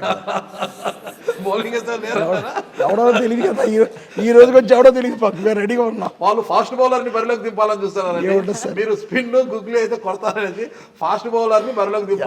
ఎవడైనా పర్లేదు సార్, ఏ బౌలర్ అయినా కొట్టేస్తారా, ఏం ప్రాబ్లం లేదు. అంటే టీడీపీ జనసేన ఉమ్మడి అభ్యర్థిగా టీడీపీ అభ్యర్థి అయితే మీకు ప్రధాన ప్రత్యర్థి అవుతాడా, లేదా టీడీపీ జనసేన ఉమ్మడి అభ్యర్థిగా జనసేన పార్టీ నుంచి వచ్చే అభ్యర్థి అయితే మీకు ప్రధాన పోటీదారు? ఎవరు వద్దు, నేను పవన్ కళ్యాణ్ కావాలని కోరుకుంటున్నాను. ఈ రోజు కూడా పవన్ కళ్యాణ్ ఎవరు వద్దు, పవన్ కళ్యాణ్ ముద్దు. ఓకే, పవన్ కళ్యాణ్ రావాలని కోరుకుంటున్నాను. ఎందుకంత కోరిక? నన్ను నా మీద లేనిపోయిన మాట అన్నాడు కదా సార్, ఊరుకోను. నేను చేయని పనులు అతను నా మీద నిందలేసాడు. నన్ను అనకూడని మాటలని అన్నాడు. నేనై పడను, నా వ్యక్తిత్వం అది కాదు. కనుక అతను నా మీద పోటీ చేయాలి. అతను నా మీద పోటీ చేసిన తర్వాత ప్రజాక్షేత్రంలో తేల్చుకుంటాం. నేను గంజా స్మగ్లర్నా, లేకపోతే దొంగ వ్యాపారం చేస్తానా, దొంగ రోడ్లు ముద్రిస్తానా అన్నది ప్రజలు తెలుస్తారు. ఒకవేళ నేను గెలిస్తే నేను దొంగ వ్యాపారాలు చేయనట్లు లెక్క, ఒకవేళ ఓడితే ప్రజలు అది నమ్మినట్లు లెక్క. నేను అదే ఛాలెంజ్ చేశాను పవన్ కళ్యాణ్ నా మీద పోటీ చేయకుండా కనుక పక్కన ఎక్కడో పోటీ చేసి ఎక్కడో పోటీ చేస్తే పవన్ కళ్యాణ్ అన్న మాటలన్నీ అతను విత్డ్రా చేసుకున్నట్లు లెక్క. అదే చెప్పాను ఆ రోజు కూడా, ఈరోజు అదే చెప్తున్నాను. నేను ఆ రోజు ఛాలెంజ్ ఏ టెంపోతో అయితే ఛాలెంజ్ చేశానో పవన్ కళ్యాణ్కి, ఈరోజు కూడా అదే టెంపోతో ఉన్నాను. అతనే రాలేకపోతున్నాడు, ఇంకా తేల్చుకోలేకపోతున్నాడు. మొన్న 5 టికెట్లు అనౌన్స్ చేసినప్పుడు చంద్రబాబునే టికెట్ అనౌన్స్ చేసుకున్నాడు, బాలకృష్ణ అనౌన్స్ చేసుకున్నాడు, లోకేష్ అనౌన్స్ చేసుకున్నాడు. పవన్ కళ్యాణ్ ఎందుకు అనౌన్స్ చేసుకోలేకపోతున్నాడు? అతను టికెట్ చంద్రబాబు నాయుడు ఇవ్వాలి, మీకు టికెట్ జగన్ గారు, నాకు జగన్ గారు ఇవ్వాలి. నాకు మా నాయకుడు ఆయనే కదా సార్. సో అతను నిర్ణయం తీసుకోలేని వ్యక్తి. ఈ రోజు కూడా నేను చాలా హ్యాపీగా పవన్ కళ్యాణ్ నా మీద పోటీ అనుకునే వర్క్ చేస్తున్నాను. చూద్దాం ఎవడొస్తాడని, పవన్ కళ్యాణ్ రావాలని కోరుకుంటున్నాను కూడా. సో ఆఫ్టర్ ఆల్ దిస్ అన్న, ఫైనల్గా ఇక్కడున్న ప్రజలందరికీ ఒక్క అవకాశం ఇద్దాము. అంటే ఇప్పటి వరకు సార్ మాట్లాడిన పర్టికులర్ టాపిక్ గురించి ఇది జరిగిందా అని మనం అడిగితే ప్రతి ఒక్కరు దానికి స్పందించిండ్రు. కానీ ఇప్పుడు అంటే ఇంత చూసిన తర్వాత సార్ గురించి తెలిసిన వాళ్ళు, తెలవని వాళ్ళు, తెలియని విషయాలు తెలుసుకున్న వాళ్ళు ఇంతమంది ఉన్నారు కాబట్టి ఈసారి సార్ గెలిస్తే, అంటే ఉత్తి ఇక్కడ ఉన్న వాళ్ళు ఓటేస్తే సరిపోదు కాబట్టి ఈసారి సార్ గెలిచిన తర్వాత సార్ చెయ్యాల్సింది ఇది ఉంది, మాకు ఇది కావాలి అని రిక్వెస్ట్ పెట్టుకునే వాళ్ళు ఎవరైనా ఉన్నారా? మాకు జగన్నాథపురానికి కావాల్సింది 3వ బ్రిడ్జి అని. మాకైతే మొత్తం అన్నీ చేశారు. జనాల్లో కోరికైతే ట్రాఫిక్, పిల్లల్ని స్కూల్కి తీసుకెళ్ళడానికి కానీ ట్రాఫిక్ ఎక్కువైతుంది. దానివల్ల జగన్నాథపురానికి 3వ బ్రిడ్జి కావాలని. మంచిది. ఓకే, మీరు ఇప్పుడు ఆయన అంటున్నారు జగన్నాథపురానికి 3వ వంతెన కావాలి అంటున్నారు. మరి మళ్ళా 3వ బ్రిడ్జ్ కట్టకపోవడం విషయంలో నాది తప్పుంది సార్. జగన్నాథపురం వాస్తవంలో నాకు క్షమించాలి ఆ విషయంలో. ఓకే, కానీ కావాలని చేసిన తప్పు కాదు. అక్కడ కరెక్ట్గా 2019 ఎలక్షన్ల ముందు కొండబాబు అన్నవాడు హొటన శంకుస్థాపన చేసాడు. 3వ బ్రిడ్జ్ చేసేస్తున్నాను అని శాంక్షన్ కూడా లేదు సార్. శాంక్షన్ లేకుండానే శంకుస్థాపన చేసేయడం, అది బ్రిడ్జికి కట్టేస్తాను ప్రజలు మభ్య పెట్టాడు. ఒక అలైన్మెంట్ చేశాడు బ్రిడ్జికి. ఆ అలైన్మెంట్ ఈరోజు కూడా R&Bలు ఉన్నాయి. అలైన్మెంట్ నెంబర్ 1, 2, 3 అని 3 ఉన్నాయి. 1 చాలా ఒక 15 సంవత్సరాల క్రితం మొత్తం గోపచారం చేయించిన ఉన్నది. ఇప్పుడు అక్కడ అలైన్మెంట్ 1లో చాలా ఇల్లు వస్తుంది సార్. అలైన్మెంట్ నెంబర్ 2 బాగుంటుంది యాక్చువల్గా. అంటే మొత్తం గోపచారం చేసిన దానికి కొంచెం పక్కకి వెళ్ళాలి. అలైన్మెంట్ నెంబర్ 3 మహారాజశ్రీ మన కొండబాబు గారు చేయించుకుంది. వాడు అన్నారు మహారాజశ్రీ అంటే చెప్తున్నా సార్, ప్రేమ ఎక్కువైనప్పుడు ప్రజల పడి దోచేద్దామని ప్లాన్ చేశాడు. ఆ బ్రిడ్జ్ అలైన్మెంట్ ఏంటంటే ఎక్కడైనా బ్రిడ్జ్ ఒకటే సార్, ఇటు వచ్చి కొంచెం ముందుకెళ్ళి రైట్ తిరగాలి, కొంచెం ముందుకెళ్ళి రైట్ తిరగాలి, కొంచెం ముందుకెళ్ళి రైట్ తిరగాలి. ఈ కొండబాబు ఇచ్చిన ప్రపోజల్లో బ్రిడ్జ్ కాస్ట్ వచ్చి టోటల్ కాస్ట్ వచ్చి 110 కోట్లు అండి. బ్రిడ్జ్కి అయితే 35 కోట్లే. బ్రిడ్జ్కి అయితే 35 కోట్లు, మిగతాదంతా కూడా ఎక్విషన్ కాస్ట్. ఎక్విషన్ కాస్ట్లో ఒక్క కొండబాబుకి ఒక్కడికే వాళ్ళ భూమిలోంచి రోడ్డు వెళ్ళిపోతే ఒక కొండబాబుకి 35 కోట్లు వస్తుంది. కేవలం తన భూముల్లోంచి వెళ్ళిపోవడానికి రోడ్డు పెట్టాడు తప్ప ప్రజల మీద ప్రేమ కాదు. మీకు లేవు భూములు అక్కడ? నాకు లేవు సార్. అతను ప్రజల మీద ప్రేమ కన్నా అతను భూముల మధ్యలోంచి రోడ్డు వెళ్ళిపోతే 35 కోట్లు రావడంతో పాటు అటు ఇటు ఇతను భూములు పెరుగుతాయి కానీ ఒక స్వార్థంతో వేసాడు తప్ప ఆ అలైన్మెంట్ తప్పని నేను ఆ రోజే నేను అప్పుడు కలెక్టర్కి కంప్లైంట్ ఇచ్చారు. కార్తికేయ మిశ్రా గారు కలెక్టర్ సార్. కార్తికేయ మిశ్రా గారి దగ్గరికి వెళ్ళి నేను కంప్లైంట్ ఇస్తే వెంటనే కార్తికేయ మిశ్రా గారు దాన్ని ఆపడం జరిగింది. తర్వాత నేను 1-2 సందర్భాల్లో బ్రిడ్జ్ పెడదామని అనుకున్నాం కానీ అది చేయలేకపోయాను. తప్పకుండా ఏదైతే మా హెచ్ఎంఎస్ ప్రెసిడెంట్ గారు అండి ఆయన సత్యబాబు గారు అడిగారో 100% మరలా ఎలక్షన్ అయిన మరుక్షణం జగన్మోహన్ రెడ్డి ప్రభుత్వంలో 100% బ్రిడ్జ్ కడతాను సార్. కానీ ఆ ఎలైన్మెంట్లో కట్టను, ఎక్కడ నష్టం లేకుండా, ఒక సెంటు భూమి కూడా అవసరం లేకుండా ప్రభుత్వ స్థలం నుంచే రోడ్డు వేయడానికి అవకాశం ఉంది. నేను ఆ ఎలైన్మెంట్ తీసుకుని కడతాను ఆల్రెడీ మాట ఇచ్చాను వాళ్ళందరికీ కూడా. నెరవేరుతుందా? 100% సార్. నాకున్న సమక్షంలో హామీ ఇస్తున్నారు. నాకున్న టార్గెట్లు పెద్ద లేవు సార్, బ్రిడ్జ్ అయిపోతుంది సార్. ఇక ఏమన్నా ఉన్నాయా కాకినాడకి కావాలి? సార్ కాకినాడ 2 పోలీస్ స్టేషన్ దగ్గర నుండి మెయిన్ రోడ్ అంతా వైండింగ్ చాలా ఎమ్మెల్యేలు ప్రయత్నం చేశారు, ఎవరు చేయలేకపోయారు. మా సార్ వచ్చినప్పుడు జరిగింది. అదేవిధంగా కాకినాడ ఒంటిన దగ్గర నుండి జగన్నాథపురం ఒంటిన దగ్గర నుండి యానం రోడ్డు వరకు రోడ్డు వైండింగ్ అవ్వలేదు సార్. సాయంత్రం టైంలో చాలా ఇబ్బంది పడుతున్నాం. ఆ రోడ్డు వైండింగ్ చేయాలని చెప్పి కోరుకుంటున్నాం సార్. మంచి పాయింట్. అది రోడ్డు వైండింగ్ పెట్టడం జరిగిందండి. అది ఏమైందంటే అటు 10 అడుగులు ఇటు 10 అడుగులు మేము తీర్మానం చేసాం. వ్యాపారస్తులు అందరూ మెయిన్ రోడ్ అండి, చాలా వాల్యుబుల్ ల్యాండ్ అది. సో వాళ్ళందరూ 10 అడుగులు వద్దు మాకు 4 అడుగులు చేయమని అడిగారు. 4 కాదు 10 కాదు 6 చేస్తానని చెప్పి ఇంకా కొన్ని ఉన్నాయి, మొదలు పెట్టలేదండి. మొదలు పెట్టాలి. ఓల్డ్ బిల్డింగ్స్ పెడితే కొట్ట మొదలెడితే బిల్డింగ్ మొత్తం పడిపోద్ది. అందుకని కొంచెం ఆగడం జరిగింది తప్ప మంచి పని చేయించేద్దామండి. అది ఈ విషయాలన్నీ పక్కన పెడితే ఒక్కరైనా కూడా వైద్య పరంగా కావచ్చు ఇతరత్ర వాళ్ళు ద్వారంపూడి చంద్రశేఖర్ రెడ్డి గారి వల్ల మా ప్రాణాలు నిలబడ్డాయనో కానీ వైద్యపరంగా మాకు ఆర్థిక సాయం చేశాడనో కానీ సీఎం రిలీఫ్ ఫండ్ ఇప్పించడంలో చాలా ముఖ్య పాత్ర పోషించారని, ఆయన వల్లే మాకు సీఎం రిలీఫ్ ఫండ్ ఇంత వచ్చిందని చెప్పడానికి ఎవరైనా ఉన్నారా? కోవిడ్లో అర్ధరాత్రి ఎమ్మెల్యే గారికి 11:30 ఫోన్ చేస్తే ఫస్ట్ 3వ ఫోన్కి ఆయన రెస్పాండ్ అయ్యి రాత్రి 11:30కి అంటే ఇంచుమించు 12 అవుతుందండి సుబ్బారావు ఫోన్ చేస్తారని చెప్పారు. వెంటనే ఫ్రూటీ సుబ్బారావు నాకు కాంటాక్ట్ అవ్వడం, వినోదయ హాస్పిటల్లో మా ఫ్రెండ్ని రాత్రి 12 గంటలకి ఆయన బెడ్ ఇప్పించి ట్రీట్మెంట్ చేయించారండి. అలాగే మా పాత్రికేయులు అంటే జనరల్గా యాడ్స్ అయ్యేవారు పాత్రికేయులకి దూరం అంటారు, కానీ కష్టం వచ్చినటువంటి మాత్రం ఆదుకునే వ్యక్తి చంద్రశేఖర్ రెడ్డి అండి. నేను చెప్పగలను. యాడ్స్ ఇవ్వరు, పాత్రికేయులకు దూరంగా ఉంటారు, పాత్రికేయులకు కష్టం వస్తే మాత్రం దగ్గరకు వస్తారు. యాడ్స్ అంటే సార్ ఆయన అనేది యాడ్స్ ఇస్తే యాజమాన్యం పెరుగుతుంది, మీరు కాదు కదా మీకైనా కష్టం అవుతాడండి అని ఎప్పుడు అంటారు. అప్పుడు అలాగే కిల్ల కృష్ణారావు అని సిపిఐ లీడర్ అండి, ఆయన AITC all India states general secretary కూడా చేశారు. వాళ్ళ ఫ్యామిలీ కూడా సారే జాయిన్ చేసి సేవ్ చేశారు. అలా చేతనని మాకు సమాచార చట్టం వాటిలో కూడా చాలా స్పీడ్ ఉండేవాడు. అతన్ని లాస్ట్ మినిట్లో వెంటిలేటర్ పైకి తీసుకెళ్ళడం కూడా వీలుగల పరిస్థితిలో మ్యాక్సిమం చేశారు, కానీ మూవ్ చేయలేని పరిస్థితి వచ్చింది. అలాగే సాక్షి మూర్తి గారిని అలాగే మొత్తం మా పాత్రికేయులందరూ కూడా కోవిడ్ టైంలో యాజమాన్యాలు కానీ బంధువులు కానీ ఎవరు పట్టించుకునే టైంలో ఎమ్మెల్యే గారు పట్టించుకొని అందరినీ ఆదుకున్నారు. Okay, thank you. ఈ సందర్భంగా ఆయనకి అందరి మొహంగా కూడా నేను ధన్యవాదాలు చెప్తున్నాను. Okay okay okay. మా హస్బెండ్కి ఏఐజీ హాస్పిటల్లో లివర్ ట్రాన్స్ప్లాంట్ చేయాలన్నారండి. 2020లో ఆపరేషన్ అయిందండి. 2022లో సార్ సీఎం రిలీఫ్ ఫండ్ ఇప్పించారు సార్. 10 లక్షలు వచ్చిందండి. 10 లక్షలు 10 లక్షలు వచ్చిందా? 10 లక్షలు ఎమ్మెల్యే గారికి ఎంత ఇచ్చారు సార్? 10 లక్షలు ఎమ్మెల్యే గారికి ఎంత ఇచ్చారు? నేనేం లేదు సార్. నాకేం ఇవ్వలేదా? మాకు మాట ఇచ్చారు సార్, ఆపరేషన్ ముందే ఆయన చేసి పెడతానని. ఓకే, ఆ మాట ప్రకారం చేసి పెట్టారు సార్. ఓకే. ఆపరేషన్ అయిన సంవత్సరానికి మా హస్బెండ్ చనిపోయారు సార్. అప్పటికి ఇంకా ఫండ్ రాలేదండి, అయినా ఆయన ఇచ్చిన మాట ప్రకారం నాకు చేసి పెట్టారు సార్. సార్ నా పేరు గడ్డం శ్రీనాథ్, అడ్వకేట్ అండి. ఓకే. నాకు హార్ట్ ప్రాబ్లం వచ్చినప్పుడు బైపాస్ సర్జరీ అయింది. బైపాస్ సర్జరీ అయితే నాకు మా బార్ అసోసియేషన్ తరపు నుంచి అందరూ కూడా హెల్ప్ చేద్దామని చూసినప్పుడు అప్పటికప్పుడు నన్ను వైజాగ్ స్టార్ పినాకిల్లో జాయిన్ చేశారు. తర్వాత నేను వచ్చిన తర్వాత నేను సీఎం రిలీఫ్ ఫండ్ పెడితే సార్ నాకు 2 lakhs శాంక్షన్ చేయించారు. I'm very happy. తర్వాత సార్ ఒక రిక్వెస్ట్ ఏంటంటే మన హాస్పిటల్లో థొరాసిక్ సర్జన్ ఏమన్నా ఏర్పాటు చేస్తే ఓపెన్ హార్ట్ సర్జరీకి అది అందరికీ ఉపయోగపడుతుంది అనుకుంటున్నాను సార్. ఎందుకంటే ప్రైవేట్ హాస్పిటల్కే వెళ్తున్నారు. అది మీ ద్వారా అయితే ఫస్ట్ అంటే అందరూ హ్యాపీగా ఫీల్ అవుతారు. మొన్న క్యాత్ ల్యాబ్ ఓపెన్ చేశారు సార్. క్యాత్ ఓపెన్ చేసామండి. అవును సార్. అంటే దాని తర్వాత హార్ట్ సర్జరీస్ కోసం ప్రత్యేకంగా అంటే మొన్నటి వరకు మా కాకినాడలో అండి ఒక 6 months బ్యాక్ వరకు కూడా కార్డియాలజిస్టులు లేరు. ఇప్పుడు కార్డియాలజిస్టులు వేస్తామండి. కార్డియోథెరిక్ సర్జన్ వేయాలి. అది కూడా క్యాత్ వచ్చిందండి. ఇప్పుడు క్యాత్ ల్యాబ్ వచ్చింది కాబట్టి కార్డియోథెరిక్ సర్జన్ కూడా చేస్తాం. అది కూడా రిక్రూట్ చేయాలి.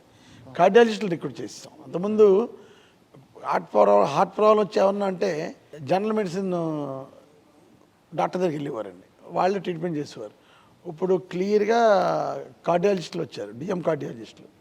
సో ఇప్పుడు సార్ అన్నట్టు కార్డియోథెరిక్ సర్జన్ ఇవ్వాలి. అది ఫైనల్గా సార్ కాకినాడ ప్రజలకు ద్వారంపూడి చంద్రశేఖర్ రెడ్డి గారు ఇచ్చే పిలుపు ఏంటి? అసలు ఈసారి మీరు గెలిచి ఏం చేయాలనుకుంటున్నారు? వారికి ఎలాంటి పిలుపుని ఇవ్వబోతున్నారు? 1-2 ఇందులో మన వాళ్ళు చెప్పినట్టు జగన్నాపురం 3rd బ్రిడ్జ్ ఒకటి ఇంపార్టెంట్ సార్. ట్రాఫిక్ పరంగా మెయిన్ టార్గెట్ ఏం కాదు సార్, 30,000 మందికి ఇల్లు పట్టాలి ఇవ్వగలిగాం. సో అది అదృష్టం. వాళ్ళకి ఇల్లు కట్టాలి సార్. అదే టార్గెట్ నాకు. ఇంకా చిన్న చిన్నవి ఉంటాయి రాజకీయాల్లో ఉన్నప్పుడు, ఏదో అడుగుతుంటారు, మనం చేస్తుంటే అది ఇబ్బంది ఏం కాదు, చేసేయగలం కూడా. మెయిన్ ఊరు వరకు అంటారా, మొత్తం నాకున్న 43 వార్డులు డెవలప్ చేశాను సార్. మీరు ఎక్కడికైనా చూసుకోవచ్చు. రోడ్డు లేదని ఎవడో చెప్పడు, డ్రైన్ లేదని ఎవడో చెప్పడు, శానిటేషన్ బాగోలేదని ఎవడో చెప్పడు, లైటింగ్ బాగోలేదని ఎవడో చెప్పడు. అన్ని బ్రహ్మాండంగా చేయగలిగాను. అంటే నాదే స్టేట్లోనే one of the best constituency అని చెప్పొచ్చు నేను. ఒకటి ఏంటంటే ఇల్లు లేని వాళ్ళు చాలామంది ఉన్నారు. అర్బన్ అండి ఇది మాది. అర్బన్ అవటం వల్ల ఇల్లు లేని వాళ్ళు చాలామంది ఉన్నారు. జగన్మోహన్ రెడ్డి గారు కూడా చాలా బాగా సహకరించారు ఆ విషయంలో. రాష్ట్ర వ్యాప్తంగా 30 లక్షల ఇల్లు ఇచ్చినా కాకినాడలో ఇలా కావాలన్నా అంటే 30,000 ఇల్లు ఇచ్చి ఆల్మోస్ట్ అందరికి స్థలాలు కొని అందరికీ పట్టాలు ఇచ్చాను. స్థలం కూడా చూపించాను అందరికీ. సో వాళ్ళందరికీ కూడా ఇల్లు కట్టించారు. 2024 ఎన్నికల్లో ఫైనల్ మ్యాచ్ ఆడడానికి సిద్ధంగా ఉన్న మీరు మ్యాచ్లో విజయం సాధించడం కోసము కాకినాడ ప్రజలకు ఎలాంటి పిలుపు ఇవ్వబోతున్నారు? పిలిపేమో సార్ అంతా నేను పనిచేశానని నమ్మితే, కాకినాడ అభివృద్ధి చేశానని మీరు నమ్మితే, మీకు జగన్మోహన్ రెడ్డి గారు వచ్చే సంక్షేమాలన్నీ కూడా ₹1 కరప్షన్ లేకుండా, నేనే కాదు నా కింద వాళ్ళు కూడా ₹1 కరప్షన్ లేకుండా చేశానని మీరు నమ్మితే గెలిపించండి అని వెళ్తాను. నేను 30,000 ఇల్లు కడతానని ప్రమాణం చేస్తానని కూడా చెప్పాను. ఈ 2 వేజులమే వెళ్తాను సార్ అంతే. నా పేరు నగేష్ అండి. మామూలుగా అందరూ DCR అంటారు. మేము సరదాగా ఇవాళ ఓట్ ఆఫ్ థ్యాంక్స్ విషయంలో don't worry for D, come to me any time for C, R for rights, R for rescue. That is this nature.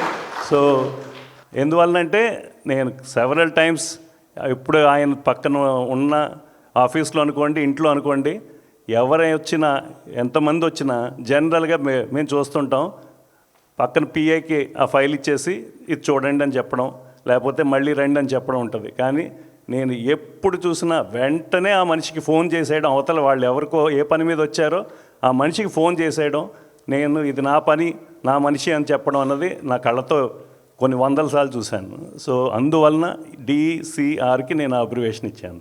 White ball వేస్తారా, స్ట్రైట్ బాల్ వేస్తారా అనేది అది వైట్ బాల్ సార్, 100% వైట్. నేను batting చేసే అవకాశం కూడా ఎవరు నాకు.